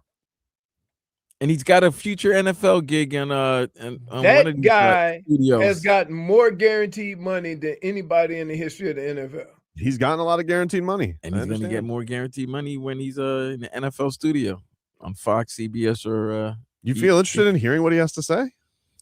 I don't know. It's ever since they did that. What was that dumb show they did on Netflix? Oh, let me not call Quarterback it. Show? Yeah, that QB show. All of a sudden, people they find him entertaining. And he has a personality that nobody knew. I thought it was fine. I mean, he does the little voice notes as he leaves to the coach. It was okay. And he loves his wife and everything. He's a family man. So great. That's always that touches the heart. I mean, is the family going to be up there with him when he's doing the breakdowns? I mean, he did a good job during the postseason. Sham Sharania, by the way, chiming in. Bad news for the Orlando Magic and our residents, our neighbors in Plainville. Oh no, Wagner. Franz Wagner out for the year indefinitely. Oh, sidelined indefinitely. Recent test shows he requires additional time to rehab his left high ankle sprain. Ankle sprain. No return anytime soon for Franz Wagner. That high ankle sprain. You don't know what level. Tough year for them. Especially giving all that stuff up for Desmond Bane, who's been very good for them. Been very good for them. Oh, that's good. Hey, man, that's good.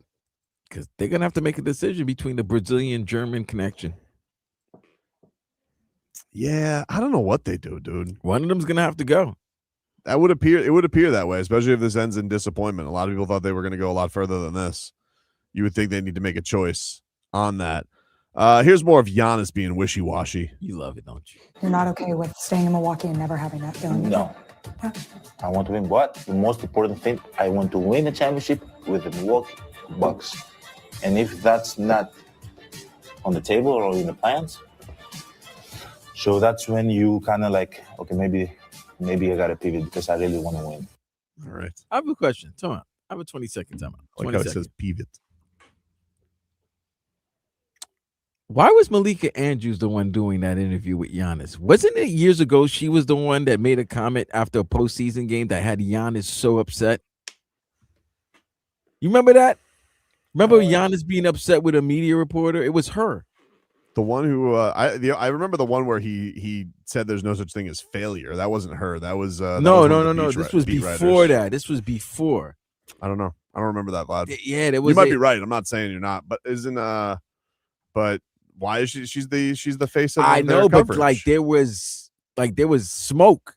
There was a lot. He was very upset with. She reported something that he was doing what Giannis is doing now. He's covering it up or saying that it was untrue. I think right now his ire seems to be at Shams, so he's probably like everybody else is cool with him. Shams is the only guy sticking his beak in his business. He doesn't like it. Poor Shams. I saw that everybody was mad at him because he was on his phone during the celebrity game too. Guys got to work. Here it is. Giannis Antetokounmpo and ESPN's Malika Andrews had a notable tense moment in 2019 when Giannis walked out of a post-game press conference following a playoff loss, reportedly unhappy with her reporting. The incident stems from a rumor about his future, though Giannis later revealed he sent a message apologizing to her for his reaction. So anytime, so Malik Andrews probably reported the truth, and he goes, whoa. Right. So then I think he is playing this his people are smart. So the reporter that once said he was trying to leave and was unhappy with the organization, let me have her do the interview about am I happy or unhappy with the organization now. Okay. I see what's going on here. I would like to do an experiment with Giannis where people just interview him and ask him the same question consecutively and see if he changes his answer. I think that would be a fun exercise. Oh, Marshy's out there. He's looking at you. He goes, "Come on, McDavid, you bum. Give me the puck." Man, all that talent. Still All that down talent. 2-1. Whew. Team's loaded. Loaded. And look at it. They got a ton of fans there. They're looking nervous. Oh, wait, is it now 2-1 still? Still 2-1 filthy. Going to the third? No, we're like midway through. I think they're in the midway break of the second period. But you can tell Marchand's getting, frustrated. A bunch of choke artists around him. And plus he's got Pasta on the other side. He doesn't want to hear that. His old running mate in Boston. Well, it's good if he doesn't play Panthers. Then we can always say him not playing the Panthers is why they didn't win. Well, it's noticeable now that things are getting a little tight. Now you go to the champs. Squeaky. Now you want to pull the ripcord.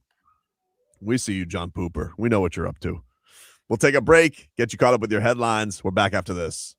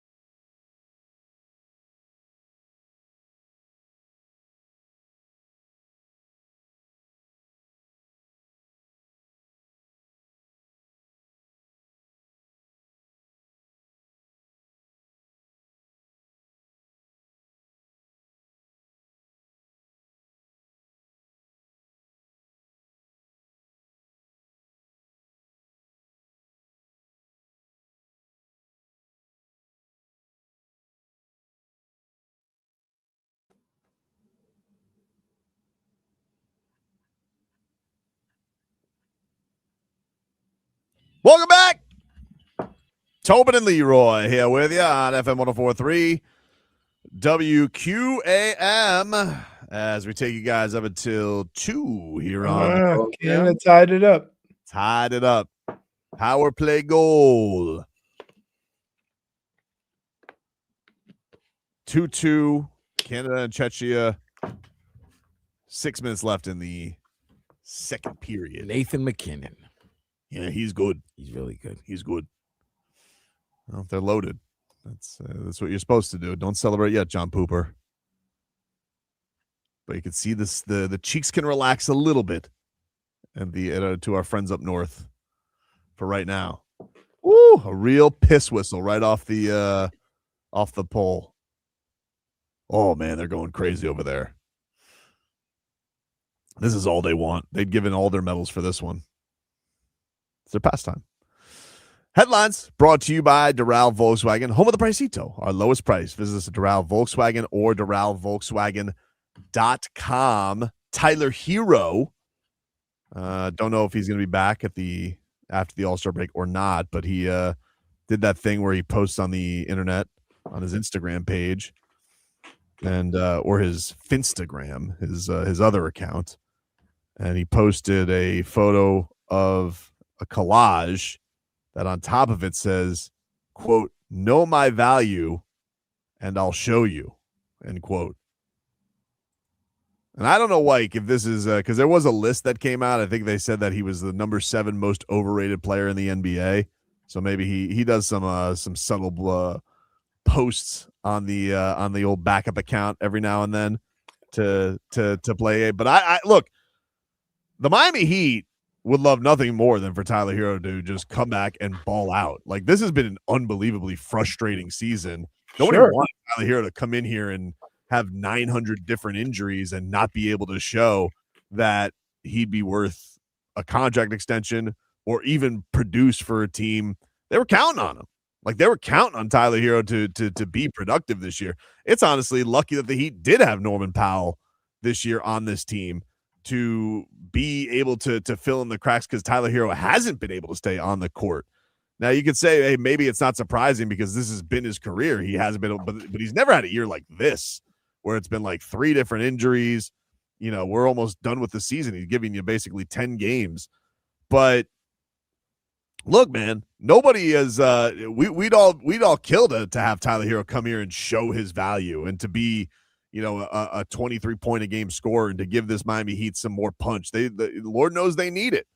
But, you know, for right now, I mean, forget contract extension. Like, who knows where this all goes right now. If Tyler Herro's not able to come back and be productive, then you're kind of in this land of like, okay, you're going to bring him in next year and you don't know if he can stay healthy, and he's still going to be hemming and hawing about the contract. You got young guys who are on the up and up.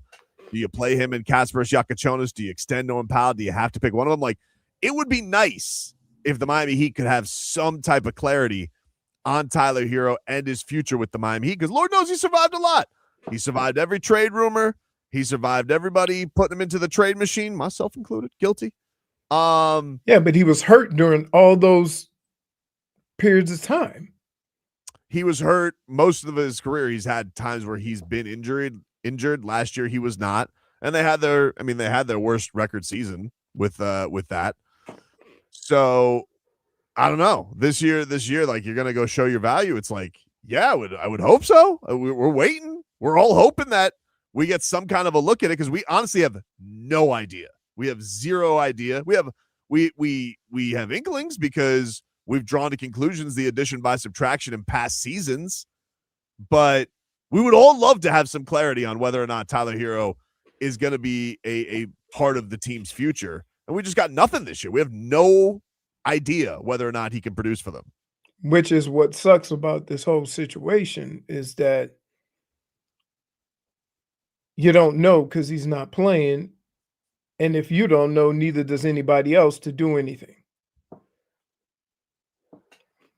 So, I don't know. Like, is there any indication of when he'll be back? I guess I would imagine we'll get an idea tomorrow whether or not he's practicing. If he's practicing, then I think that's a good sign. If he doesn't practice, who the hell knows? And if he comes back, does he just automatically go into the starting rotation? I would guess so. Unless Spo's just terrified about his numbers. But I think the thing is that they went to the All-Star break so wonky anyway. Like there was no real set lineup.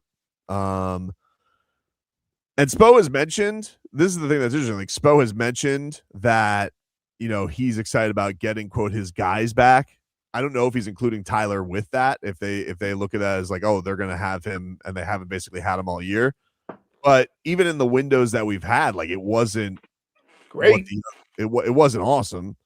Right. Now I'm not putting all of it on him because, like, look, they've more not had him than had him, and they're basically a little above 500 team.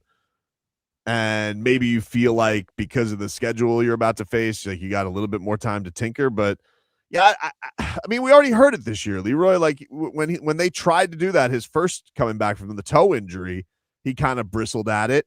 Remember, he was like, he was telling the Irish, like, ask him. Right. So he's not happy about it, and Spo doesn't want to talk about it. So I don't know. I don't know when those hard conversations got to happen. But man, if Tyler Herro's a dud for the rest of the year or he doesn't play, that's not great for the Heat either, because you're in a spot where he makes $30 million next year, and this is the least valued position in the league. So what are you going to get for him? Right. Everybody has one, right? Shooting guard that plays no defense. Shooting guard that plays no defense. Like that was the thing with, people were like, oh, you should have gotten something for Norm. It's like, even Norm, as great as he's been, like, look what Norm went for the Heat for. He didn't go for a whole lot, and I don't know that he would have went for a whole lot. And so I just think that the best case scenario for Miami is, Tyler comes back and he balls out. I think that's what the Heat better do, to be honest with you. Like this whole, all right, you guys, this is what you wanted as an organization. You didn't want to make any moves. You swore up and down that this roster was going to be, that they can make some noise, as they've put it to Barry Jackson. They can make some noise. All right, we'll go do it then. We're tired of waiting around here, living in Playinville. You can't get past the damn Sixers with Tyrese Maxey, a rookie, and a coin flip center if he's going to be out there every single night. There's Joel Embiid. You never know he's going to be out there, and they're ahead of you.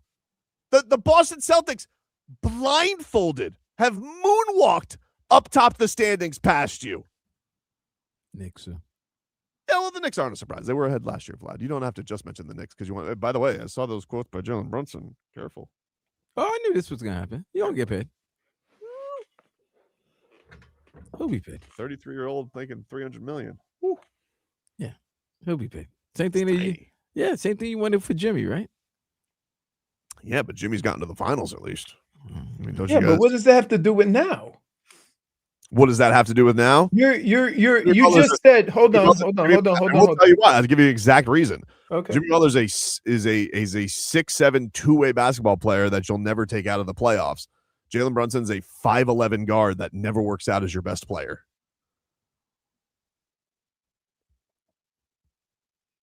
I mean, it doesn't. Okay. It usually doesn't. It doesn't. What? Allen Iverson? Right now, if you had a choice, right now, if you had a choice, would you take Jimmy or Jalen Brunson? Right now, if I had the choice, I would take Jalen Brunson for the season. I would say last year. Would you take Jimmy or Jalen? If I could have had last year, I would have taken, like, for a playoffs run, I would take Jimmy Butler over Jalen Brunson. Last year? Yeah. You wild. Why? Yeah. All right. Did you see that run Jalen Brunson went on last year? The run where they didn't win the championship? The run where he got them to the ECF? Yes. Okay. Yeah, so Jimmy Butler did that 3 times in the span that Jalen Brunson, and he beat Jalen Brunson in a playoff series. He did do that in 22? On a bad ankle, by the way. Oh, no. That wasn't the bad ankle game, was it? Oh, yeah. It was a bad ankle series. He missed one game, right? He missed a game in that series, yes. Yeah. Jalen Brunson's got my respect, dude. Like, I don't want to be here but Vlad, that position at that size. Whew. Yeah, but guess what? If that was available, your ass would be like, "Oh, Jalen Brunson, you want to come to Miami?" don't know. Yes, you would. Stop. $300 million for that? Yes, you would. I don't know, dude. You're so desperate. I'm not desperate though. You're desperate. I'm really not. I'd play Yakachonis. I'd be perfectly happy. You're such a liar. I'm not though, dude. I know you're bigging him up right now. I love Yakachonis. But if there was a chance of getting Jalen Brunson, you would. I don't know. Hard to say. You hear this, Leroy? Hard to say. You hear this right now. Okay. Don't lose this year. Okay. Don't lose. You lose in this year, all of a sudden, then you're like, give me my money. Yeah. And then all of a sudden, what you're going to say, I know a place where you can have money. I know a place where you can coach. You think it's coming, Vlad, huh? You think Rick Brunson likes to get a tan down here? See, I know, there it is. There it is. You're going to bump somebody off the staff for Rick Brunson? I don't know what's worse. Your thirst for a superstar or one of those reality shows where a woman's looking for a husband or a husband's looking for a man's looking for a bride. I don't watch those shows. I watch Real Housewives and Vanderpump. It's same thing. No. Very similar. I'm telling you. A lot of unnecessary drama. Dude, he would definitely, put it this way, if it was between Tommy or Luka. No, you know what? I'll make it better. Tobin, if they said you can get Anthony Edwards, but you would have to give up Tommy, would you do it? No. But I'd have a talk with him. Let him know how much I loved him. Loved him or love him? I would just let him know. I would be like, hey, listen, I'm not giving you up for Anthony Edwards. That's how much I love you. And he'd be like, oh, thanks. It's like, all right, good talk. Good talk. But once he gets you upset, you're going to be like, but man, was I bummed when I saw that Anthony Edwards video with Jalen Johnson. Oh, I was bummed. I was like, here we go. That's why I'm a Yakachonis guy now, though, dude. Don't worry about it. Man, Tyler shows our value. You've been a fan of 12 different players that aren't on the Heat this year. Just this year. How so? Who? I mean, Giannis. Ja. Done with him. Zion. Still intrigued by both those. Zion. You wouldn't want Zion and Ja here? No. Wait, why do you ask that question when you know what the answer is going to be by Leroy? It's fun. He dunks so hard. That doesn't make you better. There's other things in basketball besides dunking. So the Heat work on the premise of spacing, right? You have Bam, you have Ware, and then you're gonna put Zion. Where right? Who's gonna space the floor? Where? By the way, I'm telling you this: the chat thinks you should send your son for Anthony Edwards. Look at what Heat Coach said. Tommy, I'm sending you to a better place. You're gonna send him to Minnesota? He's gonna freeze his little ass like off. when Pat sent Stan Van to spend more time with his family. I'd have to go with him. I wouldn't be allowed to just leave him in Minnesota. You'd have to banish me too. Heat Nation would trade me for Anthony Edwards, though. I would understand it. You would actually accept that trade. I would, as a badge of honor. If I was allowed to still watch the Heat in my Minnesota igloo. I mean, there's streams. Come on, you can watch them. They get good signal in igloos? Dude, it gets so cold up there. That's the only place I ever lived where you just get up mad. I would just hobnob with A-Rod, be like, hey, remember the times when we were warm? What do you think? A-Rod's probably got a he's got A-Rod's only flying in. He ain't living there. I think he is living there. When at least when I watched the documentary, the A-Rod documentary, it looked like he lived in Minnesota because it looked like hell. So sometimes you might need to go to a place like that to stay away from trouble. Yeah, you're not wrong. You know, you don't have any temptation around you. No, what? That's not accurate. It just ends earlier. I just said around you. I'm just, Right. But stop posting on Instagram about just get out here and play some basketball, please. Who? Tyler. We all want you to show your value. Enough. But what do you? I mean, the guy has an extra bone in his foot. I don't understand what the hell went on this year. He's got like an extra rib. It's like everything about this guy is extra. He's got injuries. We have to phonetically have spelled out for us. Vlad. What the hell is he had injuries. I had questions. And you there's never very have few. questions about the I injury. never have questions about injuries. And I knew about the injury. I didn't necessarily know the name of it, but I know the location of it. How do you I get know bones? it's very painful. How do you get hit so hard with an elbow that it hurts the cartilage in the ribs? Well, how about this? I reached up for a ball like this, and I got hit so hard in my chest, I broke 2 ribs in the back. Oof. So just imagine that. Yeah, but you play football. You just got bowed. Still, it just, yeah.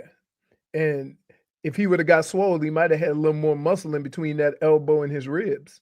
Bird chest. Yep. That's what happens when you have a bird chest. I should know. And Tobin was talking about how swole he was. Well, Tobin's always going to praise his guys, man. Remember he was telling us how svelte Kyle Lowry looked.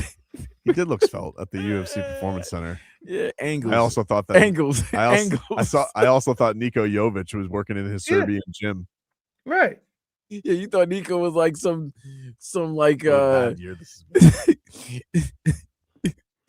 you thought he was like some Mr. Olympia and he was just regular Nico. What about married Kalel Ware? Will that be a different vibe?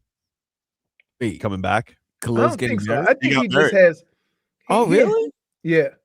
Oh, he nice just job. has. He has that kind of laid back. Like certain people that have that like laid back way of carrying themselves. It rubs people in sports the wrong way because you want to see more intensity. I would just spend, if we could just have the Heat game be like 900 lobs to him. That's what I want because it's so much fun to watch him sky high and throw it down. You know the game is more than dunking, Tobin. It's so entertaining though, dude. Dunks are so underrated. Why does he want Zion? Dunks, dude. And Ja. Dunks. Zion is still dunk though. Ja's gone away from the dunks. Very disappointing. Yeah, and he's not a good enough shooter to get away from it. But Kalel, I think he's like 4th in dunks in the league this year. I would hope so. He's damn 7'2". I'm actually surprised by that because nobody throws where the quarter of the time is everybody else. Right. Imagine if somebody gave him the damn basketball. God.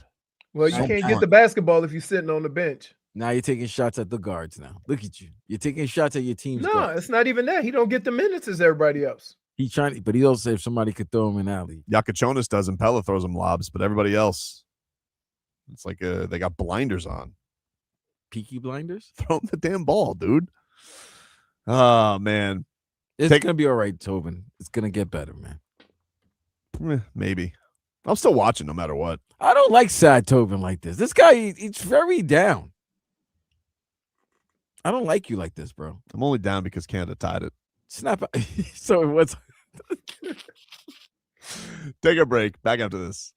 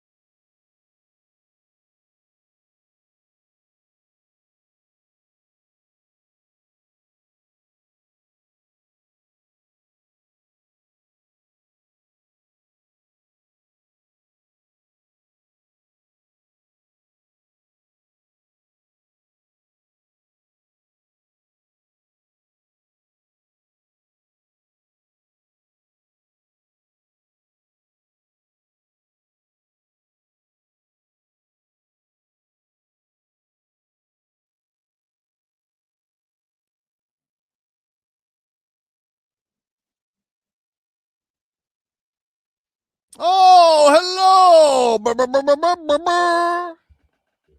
Hello. Hello. How are you? Jennifer? Doing well. How are What you is it, guys? Snow Bangs Wednesday? Yeah, pretty much. Too much shenanigans with the Galentines. You got to give it a day off. I get it. Yeah, basically. But they'll be back tomorrow. Who knew they would be such a character on the show? Yeah, it is the show of characters. Are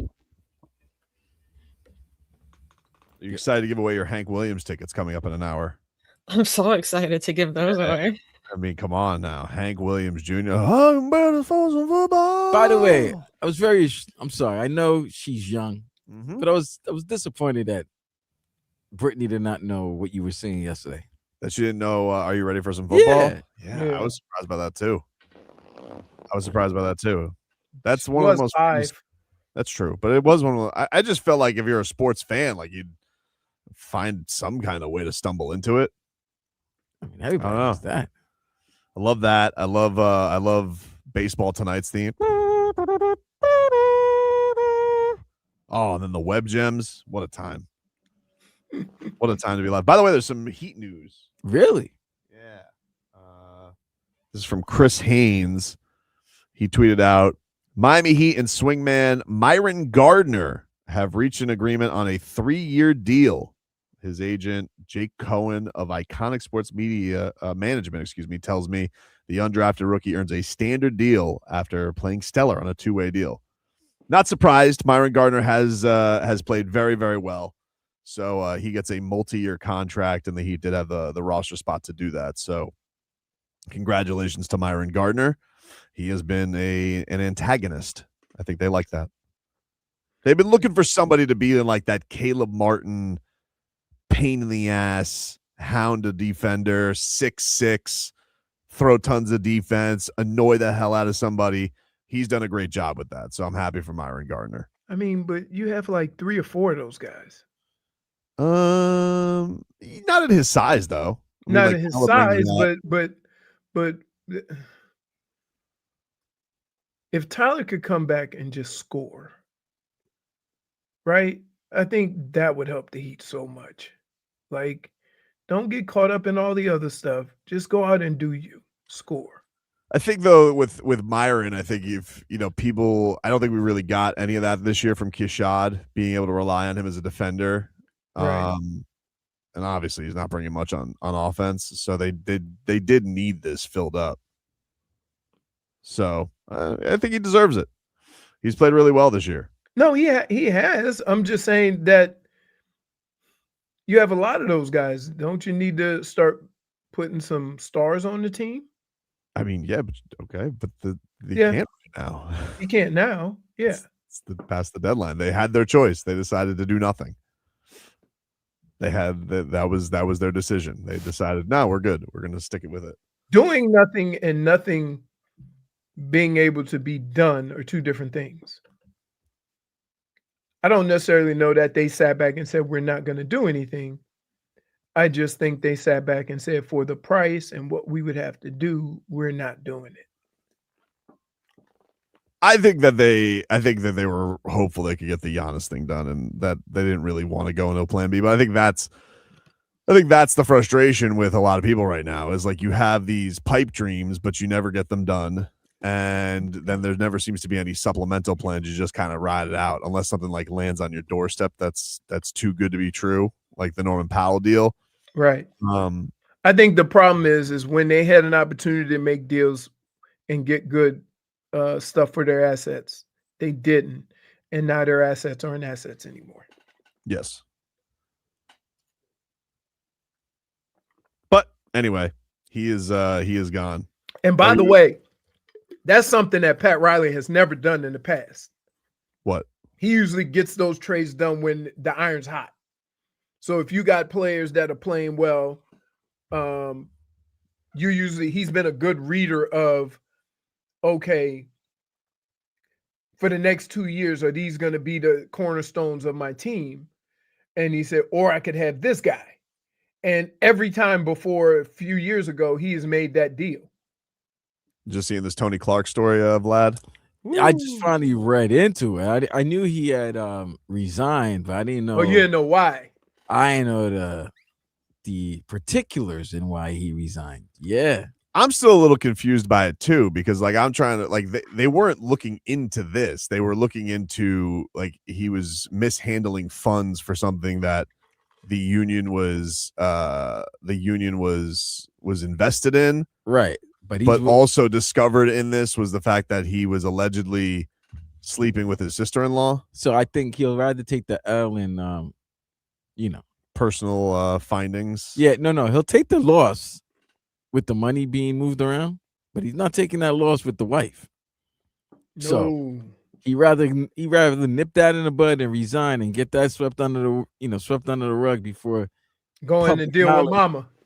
Yeah, and her. Oh my God, you just caused a family scandal right now. Was bro. it his wife's sister or was it the brother's wife? It says sister-in-law. It doesn't matter. You smashing an in-law. You causing a family scandal.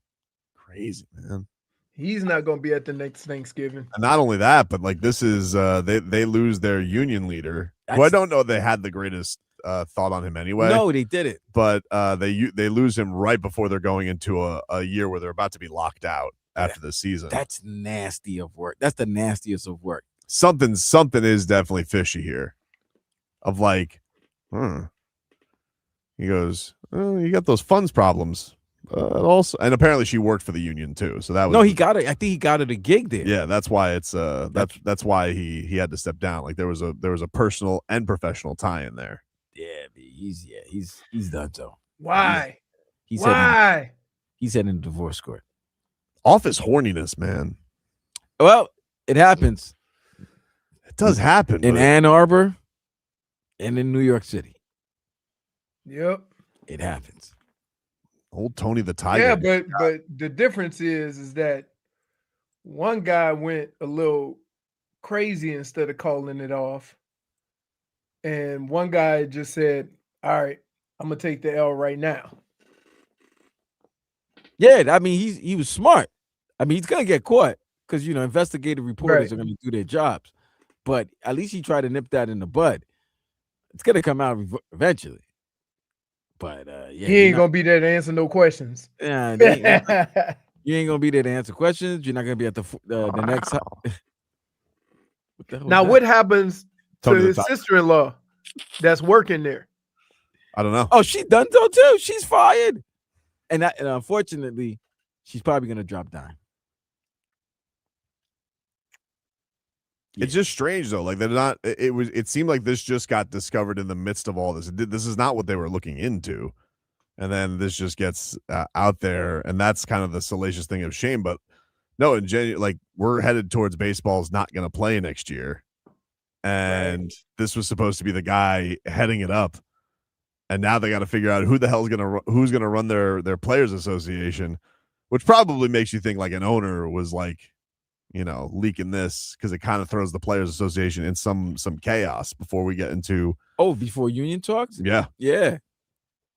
They don't know what they're running a kangaroo court over there. Like too much. Like you said, too many people horny. Yeah, not being focused. So yeah, this is the perfect time. But man, it's not a good time for Mr. Clark. Tony Clark, they're great. And he has a name that people could like make fun of. It's gonna be like Tony Clark, Tony Stark. What is he? Think he's Iron Man? Come on, like all that. Yeah, it's good. It's put it this way. He's not going to Thanksgiving dinner this year. No. Neither is she. Is she married too?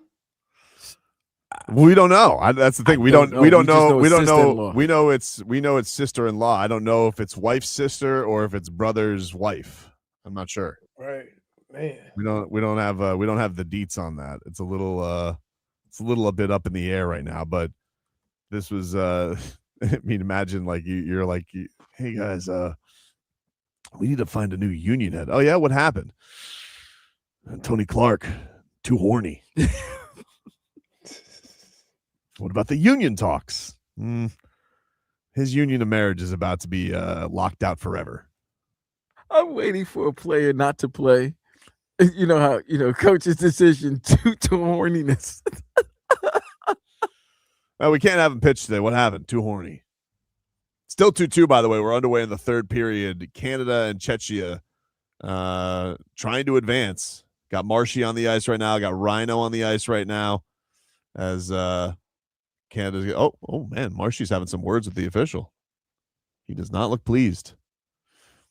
So we'll keep you posted on that. But when we come back, our favorite Wednesday game, Rats Off a Ship, is next.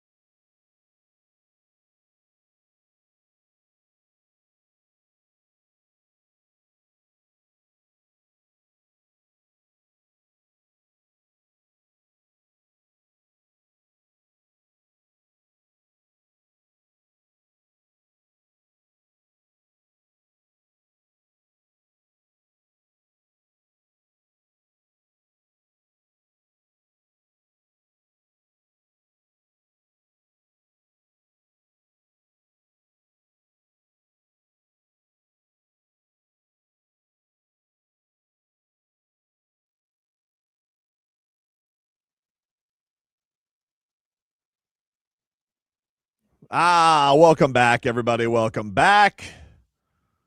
It's Tobin and Leroy here with you on FM 104.3 WQAM. Oof, Canada starting to heat up here in the third period. 2-2 against Czechia. How'd they do overtime? Like playoff. I think yeah, someone's got to win. Okay. Score a goal. Someone's got to win. There's no shootouts. That would suck to lose a gold medal over a damn shootout. I think. Jennifer, what do we have today for Rats Off a Ship?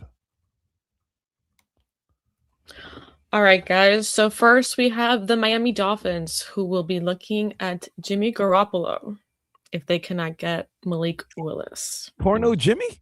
I mean, I'm not going to be Rats Off a Ship. I don't have high expectations for this season anyway. So, I mean, I could deal with a year of Jimmy G as long as it leads to us getting Arch Manning. I could deal with it for a year. I'm not Rats Off a Ship. I'm not really Rats Off a Ship on anything. Like, this season, I fully expect this to be a season of pain, and I can be talked into anything. I mean, I guess this is the thing. If you go and get Malik Willis and you pay him money, like, am I supposed to then have expectations? Because how can you have expectations with a guy who's only played 5 games? Yeah, that's what. What am I supposed to feel if they give him a lot of money? Because if you're going to go give him a lot of money, relatively, I know to quarterback deals are but like, just say you're going to give him whatever the going rate is, 20, 30 million, whatever it is.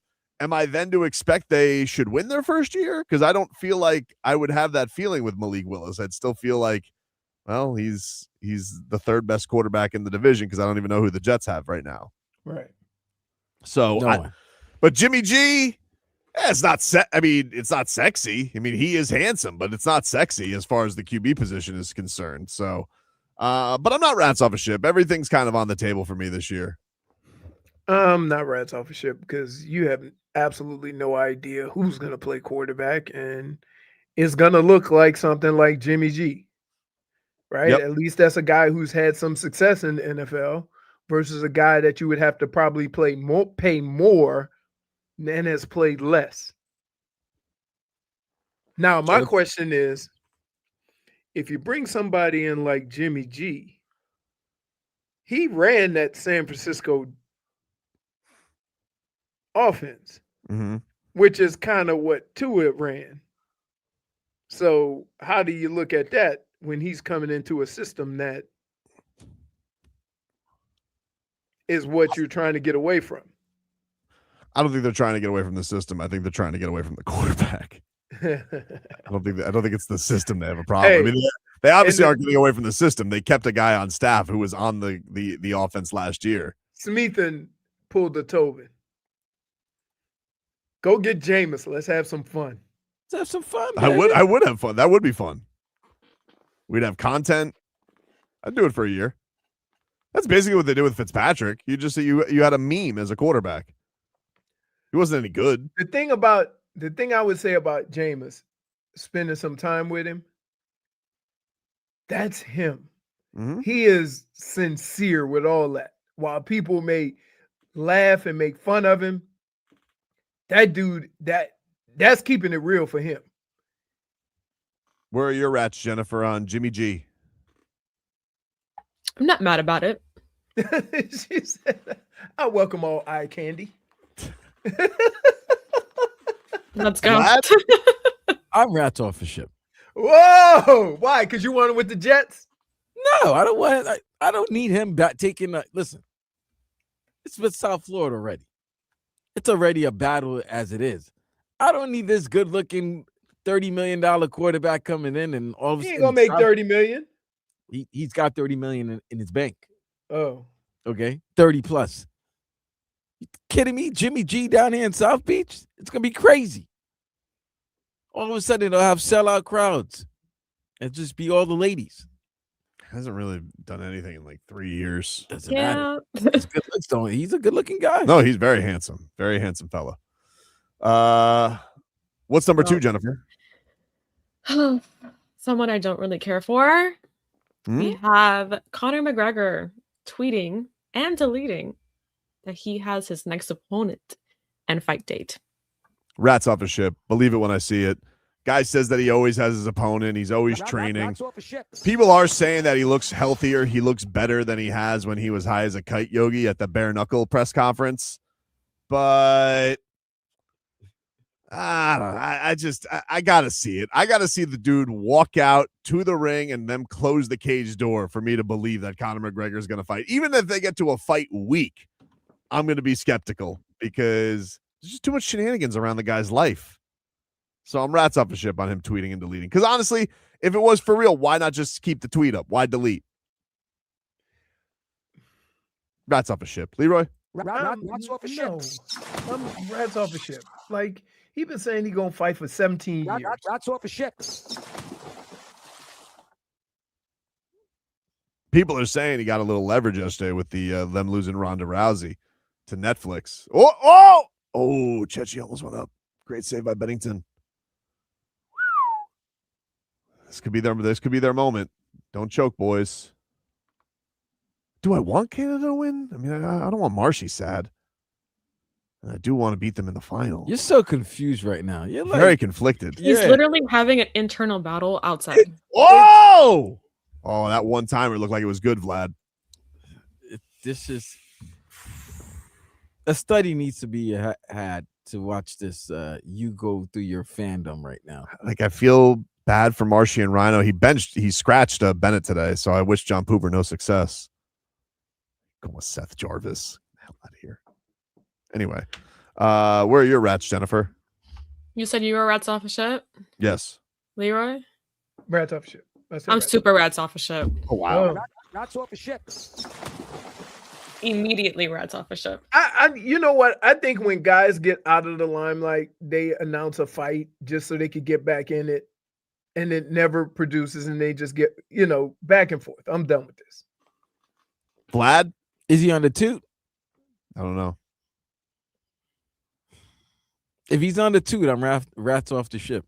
But if he's not on if he's not on the booger sugar, I'm with him. So you're rats off a ship. Well, that's if he's not. Yeah, if he's not on the booger sugar. Okay. So you don't want a healthy Conor McGregor. You want a cocaine bear Conor McGregor. I want cocaine bear Conor bear. Yeah, Conor McGregor. Any tweets, speaking of cocaine bear? Any tweets from Kevin Durant lately? Jeez.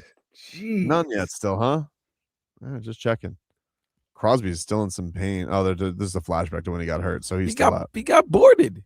Oof. The old can't take hits like they used to. Oh my god! Of course they can't. They're not young anymore. What's number 3, Jennifer? Your favorite, Mark Cuban, Oh, says the NBA should embrace tanking. His reasoning behind this is fans care more about the game experience than they actually do the result. okay. Okay. I'll get the easy part out of it early. Rats off a ship. Rats off a ship. I don't know if I'll ever agree with Mark Cuban on anything. I have a wee lad as a child, and the first thing kids ask you, like if they're just getting into sports when they go, they ask you, who's the best player? Who's the GOAT? Who's the best guy on our team? Who do we go with? Who do we root for?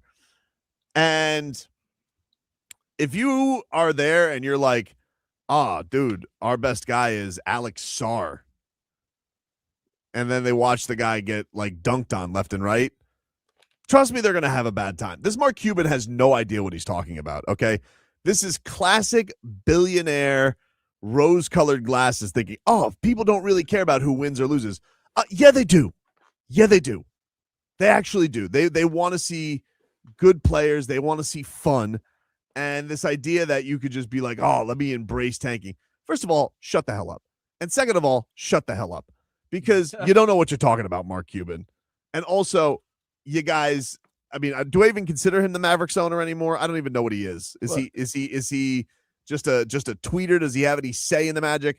He's getting a couple of more investors, and he's trying to buy back the organization. Great, go buy them back then, because this whole thing about, oh yeah, you think fans are gonna go be like, if that's the case, then Mark Cuban, then why do the terrible teams have nobody going to their games? Like when Eric Reed and John Crotty are going to the Pelicans, they're like, and there's nobody here. They went to Washington, and there's nobody here. but everybody only cares about the game experience. No, people want to see good teams and good players. He's an idiot. And I'm rats off a ship. Rats off a ship. I mean, I can believe that in football, but in no other sport can I believe it, simply because the way in which they do the draft doesn't guarantee you the best pick. And so tanking doesn't really do anything. Spurs tank. They got Wemby. I mean, yeah, and then last year they ended up with Dallas ended up with Cooper Flag. Like, there's no rhyme or reason. They tanked. Everybody And Philly got the first pick twice. Oh, 3 times, and they got 3 times, and it didn't work out at all. So I think when you tank, you get a losing culture in your building. And that seems to be the hardest thing to turn around. Ooh. Not necessarily the losing, but the culture of losing. Saying it's okay to go out there and get and lose. I just think it's ridiculous to say, oh, fans don't care. They just want to go to a game. Like, no, fans go because they want to root for their team to win.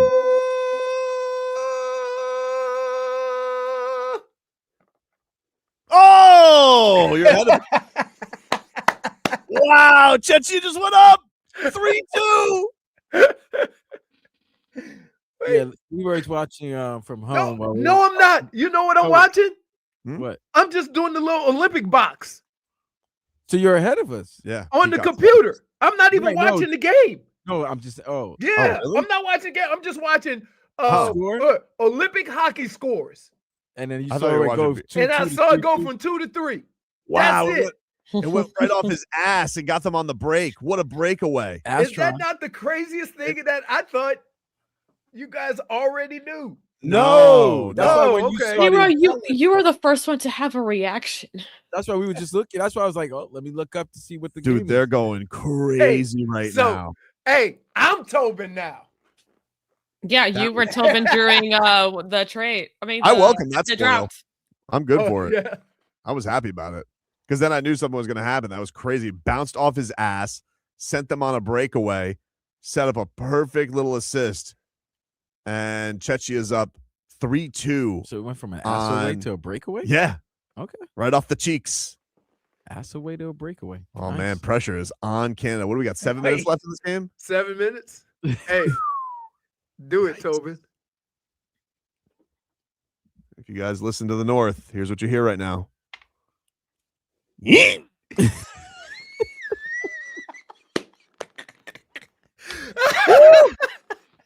That's not good ass squeaky Hey, cheeks and You samosa. know, the best part of that is how he has to Sorry, build not up like Oh, he has to build up like internal combustion for it. yeah, man. Tim Hortons and squeaky cheeks. Not a good feeling. Jeez, this is crazy. Dude, that country, I mean, they're all going to go into their past blue ribbon if they don't win this game. No one's going into work tomorrow. Oh, they're not even going to Canada. They're going straight to their respective NHL cities. Oh, they ain't going home. They ain't going. No, they ain't going. They They're going to ask Pooper. They'll be like, hey, can we come to Florida with you? immediately. Please? I don't want to go up there. Oh my God. And you know what Marchand's probably saying? This would have never happened if Paul Maurice was the coach. Probably. Oh man, This is what happens when you don't play Sam Bennett. Wow. I mean, as far as stars, think about this. Think of where Sam Bennett ranks with all those stars on that team. probably low. Right. That's what I'm saying. That Sam Bennett can't get no run and they lose. But he's a big time player. He's a playoff guy. He's a high stakes Oh, player. somebody said Canada swagger coming to an end. Wow. This is crazy. We're on the verge of a huge upset here, ladies and gentlemen. Are they gonna pull a goalie? Do they pull a goalie in Oh yeah, they do. Oh, if you're gonna It's a little early for that. It's like 6 minutes, but no, you go like 3 minutes. They might be a little bit longer, Leroy, because it's not goal differential anymore. So I don't know. They'll probably But, hold on. wait a Tobin, minute. you remember when they used to pull, like, I've watched hockey games where they pull a goalie with like 3-4 minutes. Yeah. But there are times where like it If you're depends down two. on the points you need and things like that. Or if you're down 2, I don't think they'll get there quite. They probably got to get to like the 3-minute mark before they get desperate. And I saw an interesting thing in regular hockey last year that it was overtime and one team needed 2 points and they pulled their goalie. And I was told if you pull your goalie, you get no points. In overtime, you get no points if you lose. Ooh, that was close. Ooh, all right. They just put it on the door. So they play 10 minutes overtime. And if it's still tied, there's going to be a shootout. Oh, they do a shootout. So shootout after one full overtime? Yeah. So yeah. No, but they don't even do a full overtime. They do 10 minutes. Olympics hockey overtime used to break ties after 60 minutes, consists of sudden death, 3-on-3 played at varies by stage, 5 minutes in the preliminary round, 10 minutes in playoff bronze medal games, and a continuous 20-minute periods in the gold medal game. If still tied in the gold games, a 5-round shootout decides the winner, featuring 5 shooters and potential repeat shooters in sudden death. So they only do 3-on-3 Yeah, they do 20-minute 3-on-3 sudden death periods played with 15-minute intermissions until the winner is decided. So they don't play overtime in the gold medal game, but the playoff and bronze medal, they'll have 10-minute and 3-on-3 sudden death overtime. Well, we'll see if they even get there. They got 7 minutes to get it done. Less than that, buddy. So yeah, 5:38. 5:38 right now. Everybody in Canada. We'll keep you posted. We'll get you caught up with your headlines and take a break. Final hour coming up after this.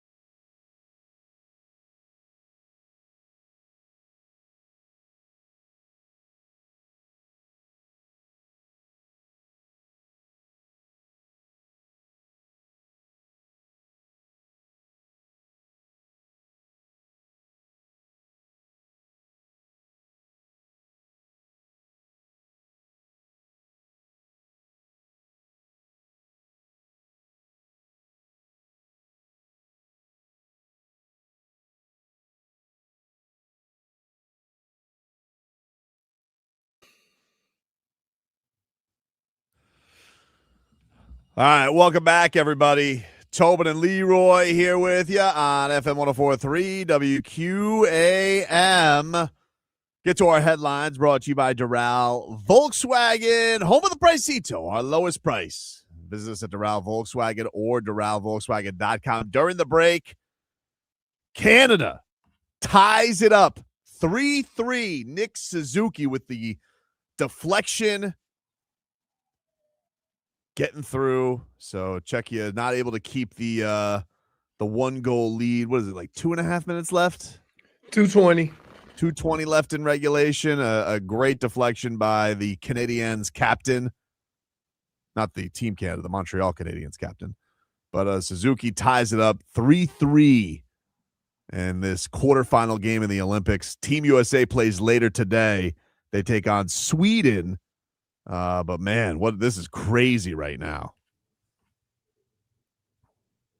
Canada, the overwhelming favorite to win this whole tournament. Czechia has had a couple of they've had a couple of leads in this game, and they just had one up 3-2.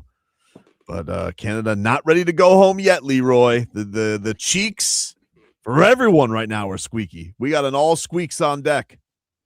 Yeah, but I mean, if you're playing against the overwhelming favorite, do you really have squeaky cheeks? You're out there just wheeling and dealing. I think you can. Especially if it goes away, because it's like, damn, was that our opportunity? So then do you play a little tight? I think it definitely could get there. Canada's going crazy right now. Got under 2 minutes left from Milan.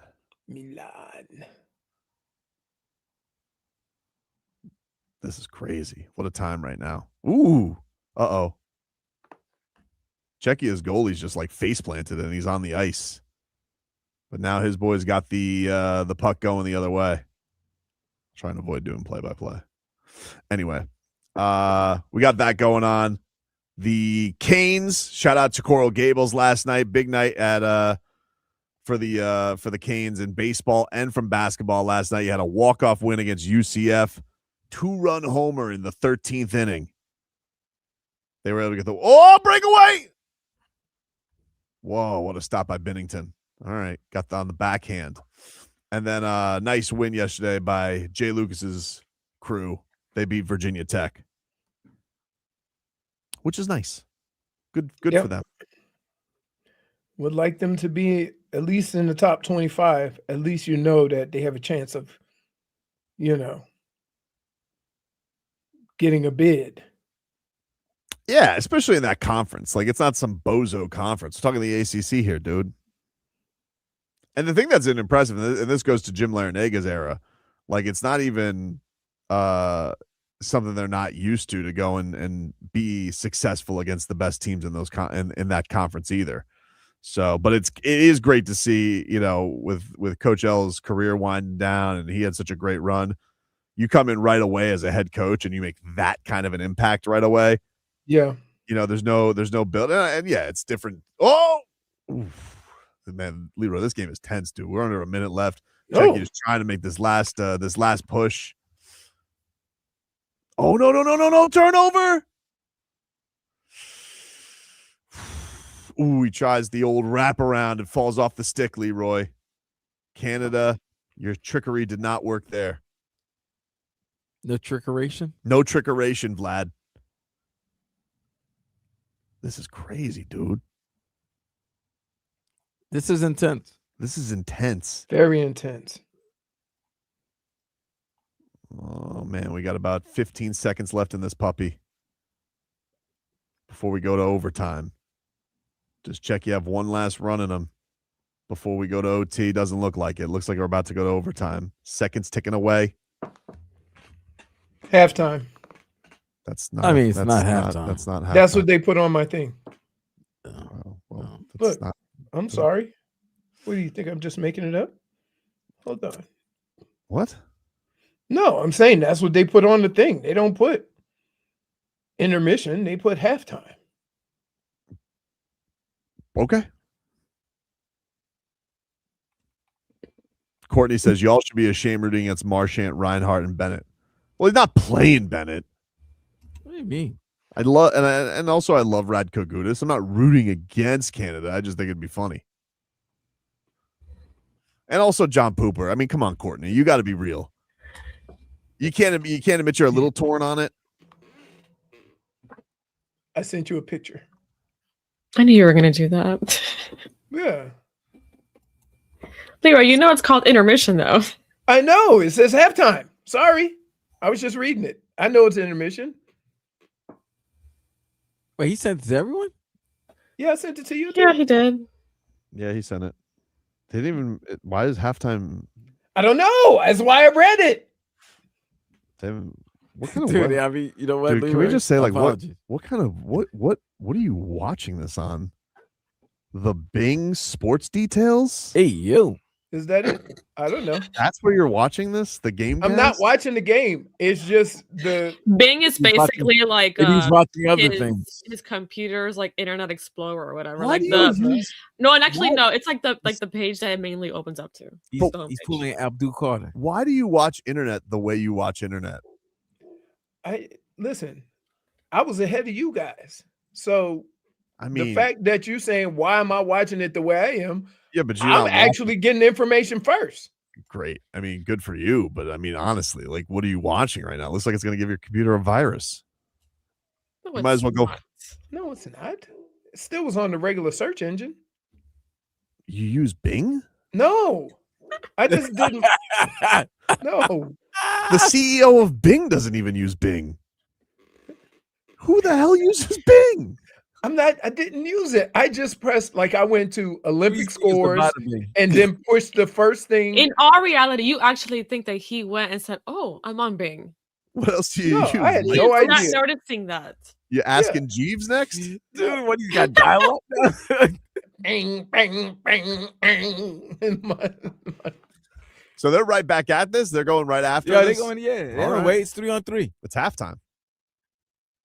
That's the quickest halftime I've ever seen. Very quick halftime. Oh, they going at it right away? Immediately.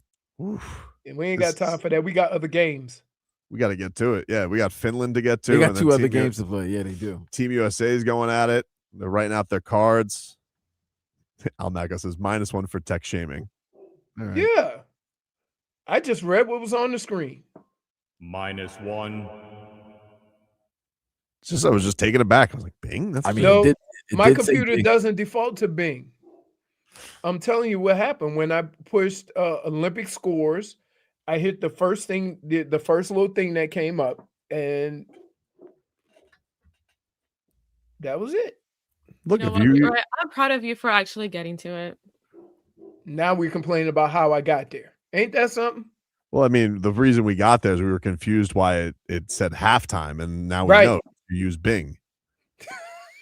European, man. I don't use. Dude, It's Bing. wait. I had absolutely no idea that it was Bing. Oh man. All right, so overtime is underway. It's 3-on-3, right? A lot of ice, dude. That's a lot of ice. That's too lot much of ice for the Canadians, man. That's a lot of ice. They're too skillful. You guys basically shamed him so much he got off the screen because he probably was trying to exit out of Bing. Probably. As long as he's I not was pulling trying to the hook up. refresh, and I refreshed the wrong damn. Oh, tab. well, I mean, it is technical. That's what happens when you use an old ass search engine. Ooh, oh, the rebound was right there. McDavid put it right on the chest. Tate South 0 for 154. For I'm technological not snafu. over 154. For You're technological snafu. Oh man. Wow. Terrible. We'll take a break. 15 minutes. Oh no! Thanks for ruining it Thanks for for us. ruining it, Canada must dude. have won. Canada won. Wow. Oof, just let a soft one up, right? Yeesh. That was terrible. Who scored that? I think that was, is that McKinnon? Oh, poor Czechia. No, they're cry. crying. Dude, he like let that right over the shoulder. By the way, I never want to hear about the Tua draft again. What? Because you just ruined it. You ruined it. I didn't ruin it. Literally, he was about to go to break, and then you go, oh! I Well, would say Canada's that's good. You That's admitted good. it last segment. That Hey, you that's were not good sporting voting. right there. Because we gave him the information before we went to break and had to read it in the chat. Guys, just -1. Go to break. Even Jay Fig is giving you a -1. We had Like a you guys win- are not even like you're so distracted. We're not distracted. We're not distracted. We're watching this. Canada Yeah, goes but on. They win in you're- overtime. People are on YouTube watching you watch the Olympics. Well, that's they watch us every day. Viewing pleasure. Canada's going crazy in the stands, but they win. Is it Mitch Marner who had the winner? It looks like Marner. Great. Canada goes on. They beat Czechia 4-3 in overtime to advance to the semifinals. They beat Czechia, who is they're all hugging the Czech goalie. He played his ass off. He man. did play his ass off, and this is the one that hugging he the let kicker. up. Yeah, it was Mitch Marner with the game-winning goal. In overtime. Yeah, backhander right over the glove, top shelf. I didn't like it. Once I saw it was 3-on-3, I didn't like it. Oof! I mean, he was Oh, dicing my through God. every check on the ice. Eesh. That was tough. All right, we'll take a break. Back after this.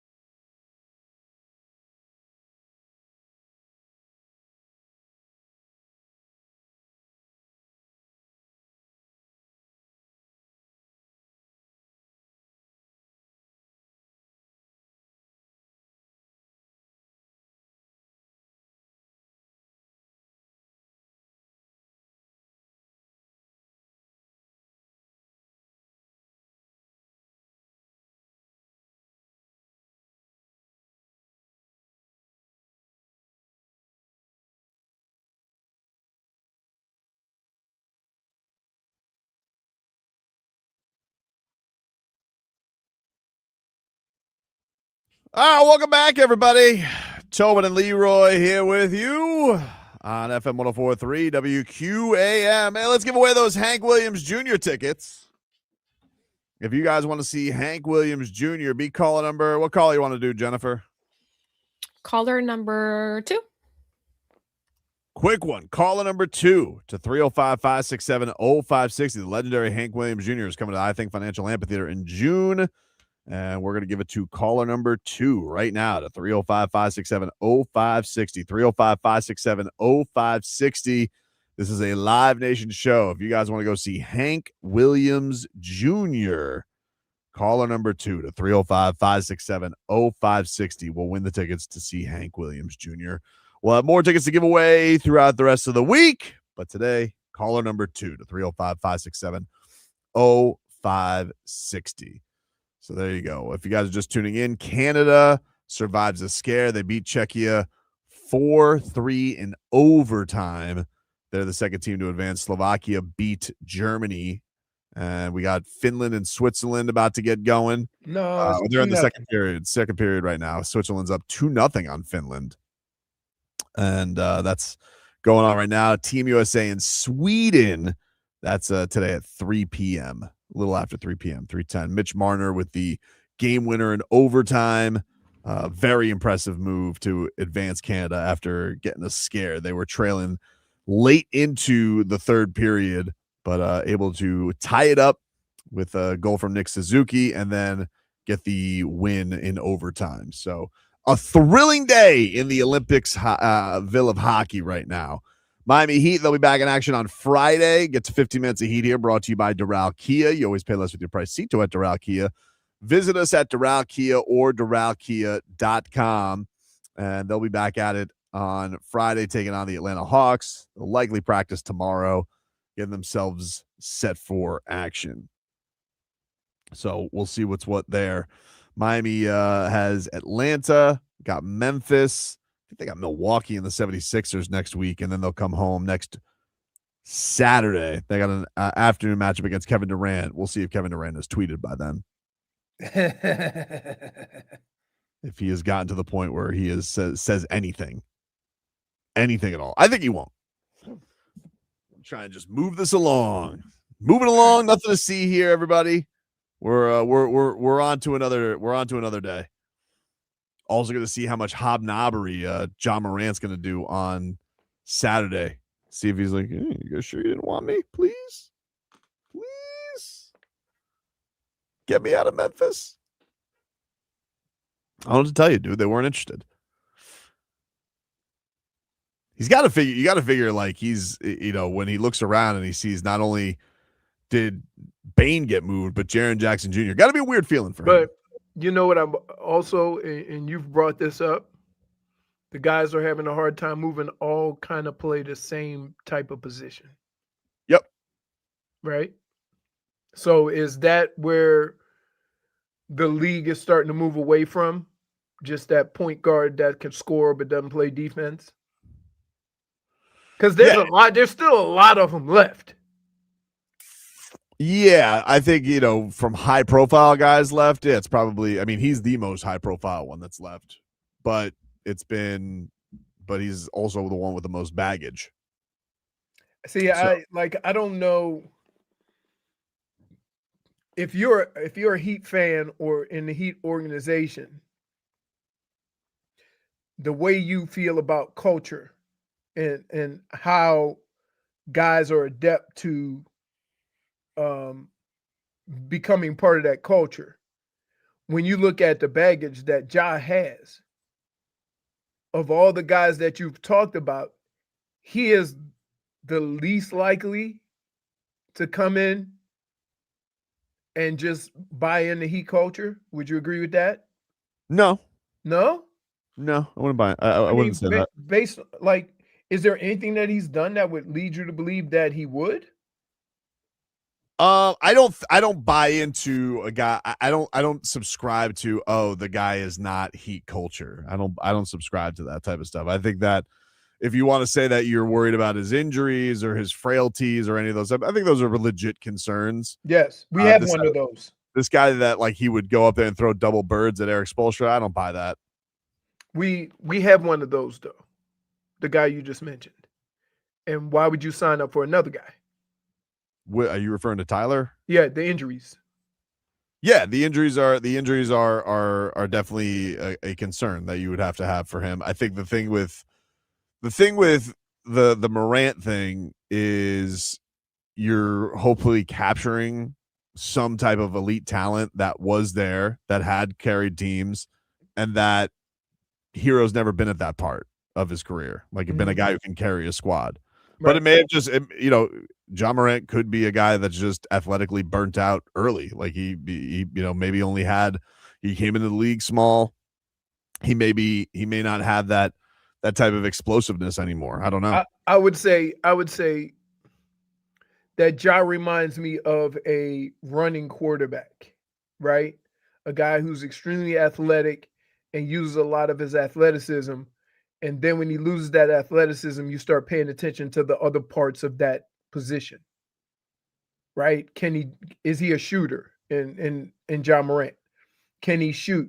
Is he an assist guy? Is he, a guy who can break down the defense? And you start looking at all those other things because he's not just going to out athletic the other people like he used to be able to. Got hypnotized by curling. Oh my God, I can't enough. I'm going to say this. Of all the sports that I've watched, there is more curling on TV than any other sport. I like it. It's hypnotizing. Now, I'm First confused. of all, how far down do you think we could get? I don't know. I don't even know how long it is. To push the stone. Like, how low could I get for the stone, or how far could I make the stone go? You know how they get in that position where they push and get real low to the ice and slide. Could you even do that? I think I could get down. Could I get back up? That's another question. Or could you sweep without kicking a rock?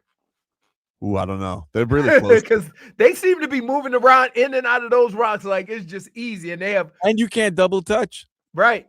You have what do they have? They have a slider. 1 foot is a slider and 1 foot is grip.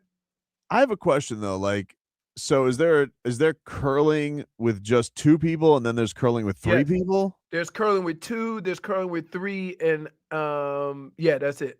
Because I thought when I was watching it was only 2 people, and then one. No, and then there's 4. I think there might be 4. There's a 4? What do you need? That seems unnecessary. What do you need that many people sweeping for? Because keep in mind, you have one guy sliding the rock. Yep. You have 2 people sweeping, and then there's a guy in the back to sweep off the trash. Seems unnecessary. I think you could just do this. Like, this is what I mean with the Winter Olympics. I feel like they just keep tweaking them, and I'm like, this is the same sport. You just added a person. Curling's probably been around longer than most of them. No, I understand it's been around long, but it's like you should have a curling team, 2 people. That's it. They're like, they're adding a third. No, they have mixed. They have mixed curling. Yeah, I see. They got the opponent coming in there, do the back sweep to try and make it go far. Yeah. I'm wondering how much, like, if it's affected that much, then why isn't there like a little hole when the other team comes up and sweeps the ice? You want like a trap? A little groove.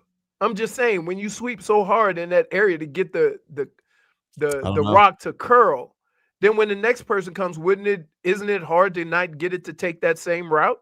Well, what is the broom? Is the broom got like pricklies on it? Is it like an actual No, it broom? just looks like a Brillo pad. I'm more amazed at how they can lean over on that little pole and not fall. Well, right now this lady's looking at like she's about to make the putt. She's like, I like they line each other up too. It's like scoping it out, trying to figure it out. Nothing there. Switzerland, by the way, up 2-0 right now with just under 4 minutes left in the second period. So did you get that Seahawks are selling? I did see that. Yeah, the Seahawks announced just now, Leroy, they're selling their team, getting out while the getting's good. I mean, the garbage teams are selling for multi-billion dollars. So, like, winning a championship, they didn't want to make that decision on the running back. The MVP, they didn't even franchise him. I know. I saw Mike Evans is going to be a free agent. Yeah. Mike Evans gonna be a free agent. I can't imagine him not on the Bucks. That's weird. That's gonna. I know, it's crazy. He's gonna be in another uniform. He's a Hall of Famer too. 10 straight 1,000-yard seasons. I thought he was a lifer. They're not going to bring him back. There's no such thing, man. I know. It's unfortunate. It's unfortunate that and I can remember when I played, I always thought success in professional sports was to be able to play for your same franchise, through Ain't no loyalty, coaches. man. There's none. And I realized that when I got moved the first time, because the reason why they told me, it didn't have none, it was just about money. It didn't have nothing to do with anything else other than money. And so I was like, wow. And I was cool with the owner's son, it wasn't like I was just a player. I got along with everybody, right? I told the company line. And then I was like, man, bump this. And ever since that day, I've been like, look, I ain't gonna never have any ill will towards a player that says, get me out of here. Because I've been on the other side of it, and I understand that you're only playing for a team long enough as that they can get rid of you. And if you think of it that way, that means that if you got a chance to go get yours, go get it. Simple as that. I didn't make those rules up. The league made those rules up. So don't get mad when the players start playing by those rules. If you can get cut after 2 years of your contract, guess what else you could do? Renegotiate after 2 years of your contract. It's probably a weird place to go, but how nutty do you think Stephen Ross has to be thinking about how much money he's spent on the Dolphins, can't get a playoff win in all the years he's owned it? And I think he gets up in the middle of the night going, Chris Graham! Ah! Probably. But Right? he sees Jody Allen. She's like, I don't even want this team. Like, it was my brother's team. I don't want this team. Was it brother or what? Who is she? Is she the widow or is she the sister? I always forget with her. Yeah. Either way, Paul Allen owned that team. She owned same thing was going on with the Blazers, that she was going to sell them too. And so she's just getting out of sports. She doesn't want to be in sports. Right. And she's sitting here a champion. And I like the enthusiasm of the new Colts owner. I love Carly. Yeah. Oh, Carly. Yeah. Yeah. I guess that's what Stephen Ross is like. It does feel like a different era because the son-in-law has taken over and he's been in all these talks and he's been in sports. But hopefully he can get whatever mush has hung over this organization. Hopefully these new guys can get it going, because man, this is depressing. It's not. You know what? I think it's early to be depressed about where this team is going, right? Not where they're going, where they've been, just where they've been. Okay. Yeah. No, I'm I'm not depressed about clearing guys out. Like I get that. I'm just saying, just overall. Now, everybody wanted the redo, right? I think the consensus is that as fans, you wanted them just rip the Band-Aid off and start over with a new regime. We all agree on that, right? Mm-hmm. I don't understand why I hear some of my fans or my friends who have had season tickets forever say, oh, this team's going to suck. I'm getting rid of my tickets. When this is what you wanted. So, to give up support now, when you've been asking for this now for about 2 years, seems crazy to me. I get it and I don't, because it's been a long time. No, again, but now, if they would have said what they're telling me now a year ago, I would understand. Right. But to say it now when you're getting everything that you wanted the organization to do, it seems like you would give more support because you like the direction they're going and you like the fact that they're resetting. We'll take a break. Final segment coming on up. We're back after this.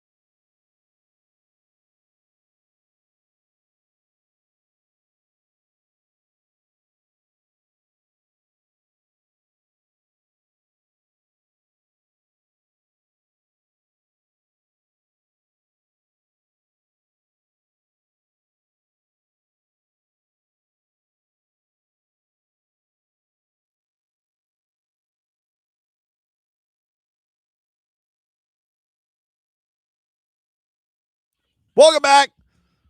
Tobin and Leroy here with you on FM 104.3 WQAM. Switzerland up on Finland 2-0 at the second intermission. Canada winning a thriller today, avoiding the scare from Czechia. Which, by the way, state stuff was I saying it. I was not saying it correctly earlier. I made it a chia pet. It's a Kia pet. Because I turned on the broadcast, and that's how they were saying it. It's Kia, not chia. Chia. You ever have a chia pet? No. Jennifer? Did you ever have one? I never had one. I did not. I'd never had a chia pet. Okay. I didn't think many people bought those. They were always like on the late night infomercials. Mm-hmm. Or when I was home sick watching Price is Right. I feel like chia pets were a big advertiser.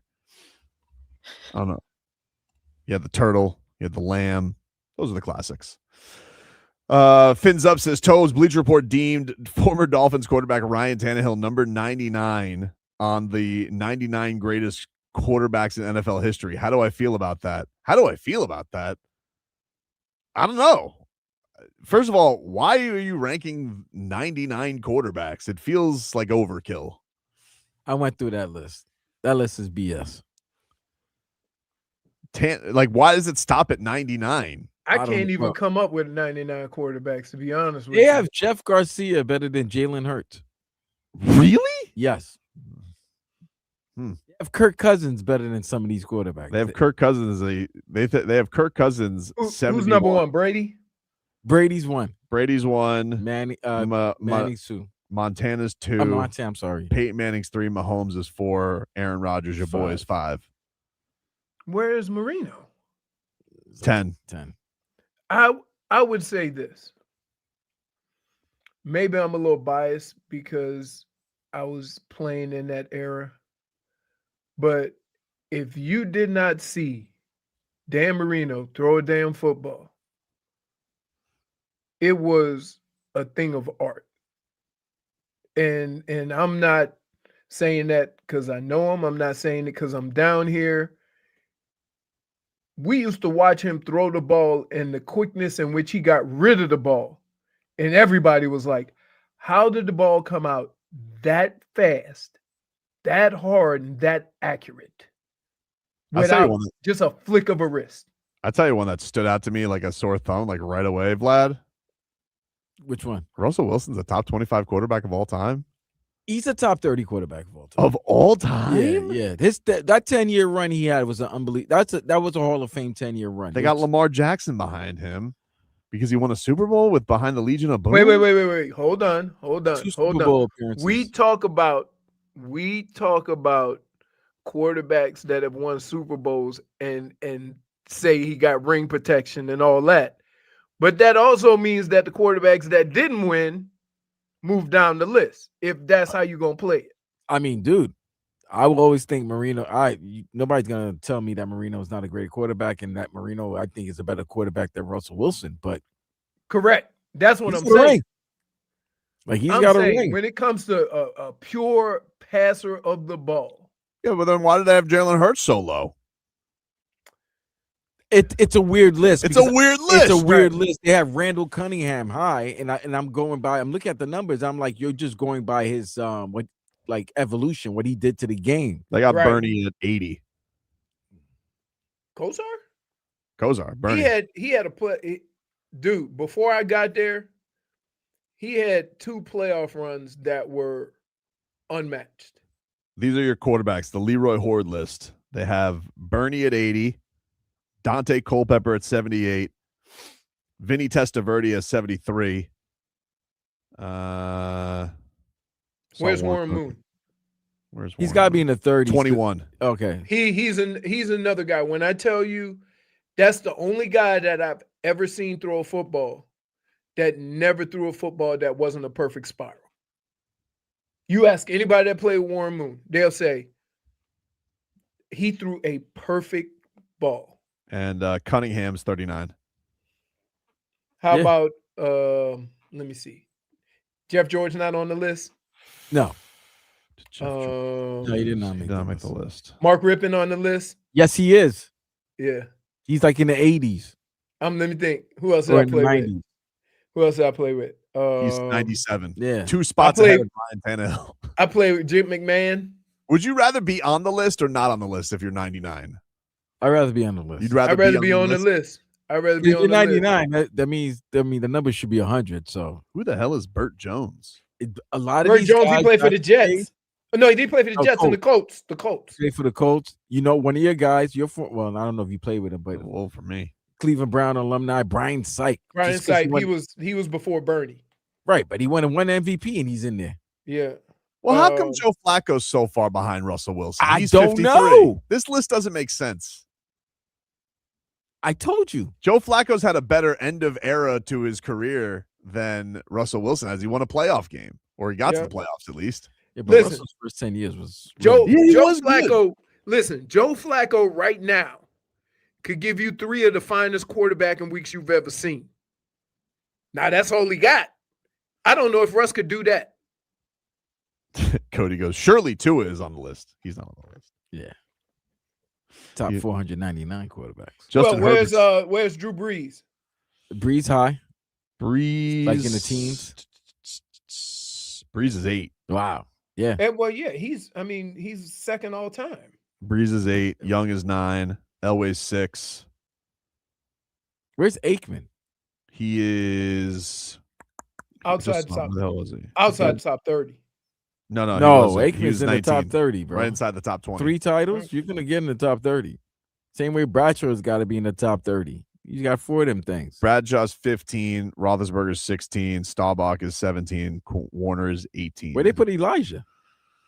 Eli Manning is 24, right ahead of Russell Wilson. I'm shocked Eli didn't get in. I mean, you know what the next big question is going to be? If Brady doesn't get in on the first ballot, right? Then it's just a sham. Yeah, well, he can't. I do think that they've kind of scared everybody with this, though, because all the voters have been like, I can't believe you didn't do that. Even as much as we hate the Patriots, there's been too much backlash. I don't think they're going to do that with Brady. They better. Kraft and Belichick, the guy that wrote your checks and the guy that drew up the plays, or at least, helped create the plays. He was I would say this. Belichick was the first coach to not go back to a player that was missing due to injury. Right? When you know the whole thing where you can't lose your starting job to injury. Oh, yes, you can. I mean, but that was like one of the first times where we're like, wow, even on a playoff run or even with this team being that good.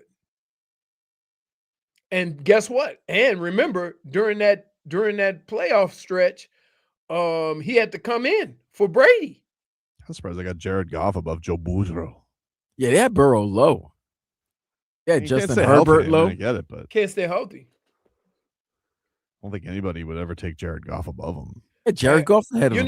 You know who I wasn't giving a whole bunch of credit to, but then when you look at what he did in the time and the age of football that he did, was Joe Jets quarterback. Joe Namath. Oh.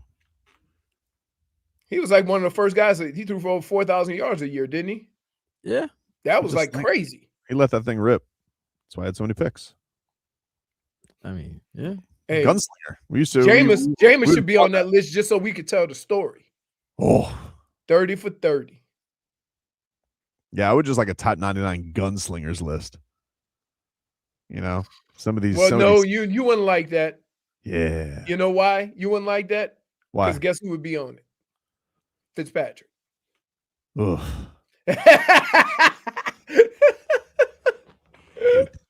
But am I right? He's a gunslinger. He is a gunslinger. I'll give him that. Yeah. Dual threat. He led the Dolphins in rushing too. Right. Dade South's right. Cutler's a gunslinger. Yep. Just lets it rip. Doesn't care.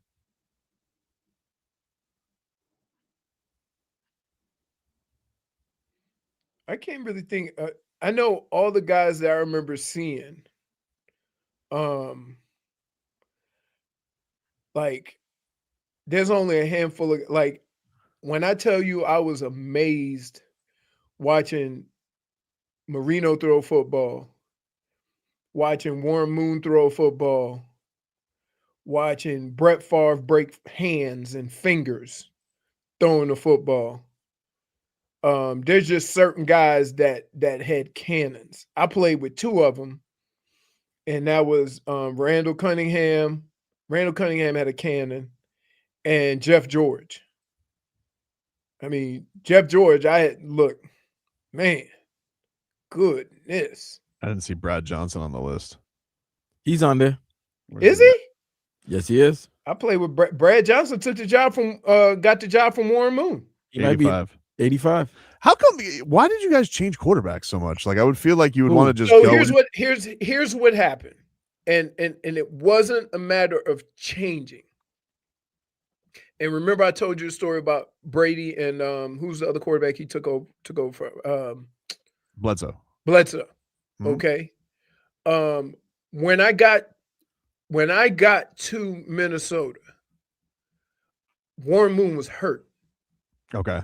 And Brad Johnson was playing quarterback, and he was playing so well that they just left him in. Okay. Then Brad played the next year. The following year, we had Randall Cunningham as a backup. Brad got hurt, and Randall Cunningham took over when he got hurt. And then Randall Cunningham took over. Randall Cunningham is really the only person that kept the job until Dante, because he got hurt and Jeff George came in, but then they went back to Randall. And then after a couple of years, then they drafted Dante when Randall was the quarterback.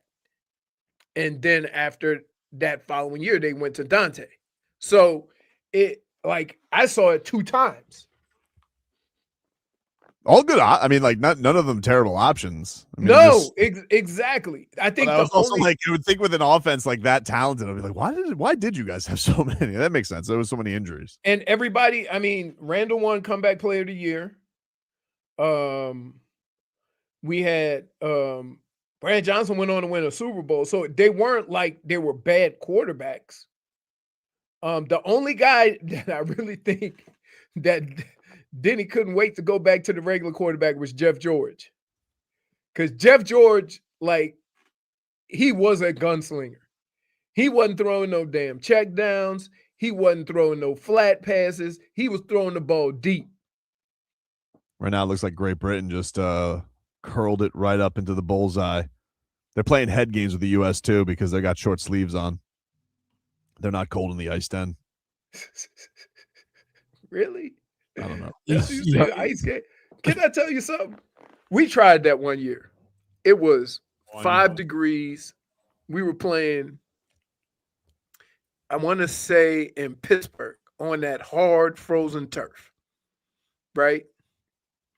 And we said, we're not going to wear a suit because we tough. We bout this. And we went out there and we had them short sleeves. And one of the guys looked at me. He said, "You cold?" I said, "You cold?" He said, "Man, I'm freezing." I said, "Get me a jacket too." Look, then I learned that if your toughness is determined by whether you're wearing sleeves or not, you never were tough. Fair point. Look at that curl. Oh, wow. Great job. This sport's the greatest. I love it. It's on all the time. I said there's more curling on TV than any other sport. But do you understand that this sport's really taken it's just unbelievably just blown up over the last 3 Olympics? Yeah, no, people used to make fun of it. It used to be made fun of, but I like it. I don't know I forgot what Olympic it was. It just captivated the attention of everyone. So now that it's on, not like speed skating, my man. That's speed skating for Bonnie Blair, all of them. I know all of that. This right here, as you get older, you feel like you could play this. The fact that the 41-year-old lady won the monobob. Yeah, and I heard them clown you for monobob is good. Monobob is great. I just feel like they have their I just feel like the Winter Olympics just keeps just tweaking the sports to have either more or less people in the same event. That's all. I mean, they just do different versions of the same event. It's like the same thing with curling. They got doubles, they got mixed. They do a lot of different. They got women's, men's. They do a lot of different types in the same, event or sport. A blocker. Applaud yourself for opening up your minds and actually enjoying other sports that you normally wouldn't. That's what the Winter Olympics are. The only thing that I can't winter. get. That's the only word. The Olympics are the Olympics. They're sports. It just depends on when is sport being played. Here's the deal. Here's the deal. The only sport that I really couldn't watch more than 2 seconds was the distance skiing, the cross country skiing. Like you ski here. First you go side to side. You got skis sideways, and then you just put your legs on the track and cruise. Yeah, well, the one I had trouble with was the ski jump, not only because of the penis injections with the flying squirrel pouch, but also like I can't tell the difference. Like they're all so good at it, and I'm like I can't tell the difference between who's got the line, who doesn't have. Like I haven't seen anybody screw up. So here's the deal. Yes, you have. So there's three things that determine your score. All right, make them quick because we do get out of here. Your form, once you leave the board, that means, when you do the thing like that, right? Your landing, make sure you land solid land. Right. And then the distance. So it's not just about jumping. You got to have good form. You have to have form? Yes. I'll try and check that out tonight. That's our show today, everybody. We'll talk to you rascals tomorrow.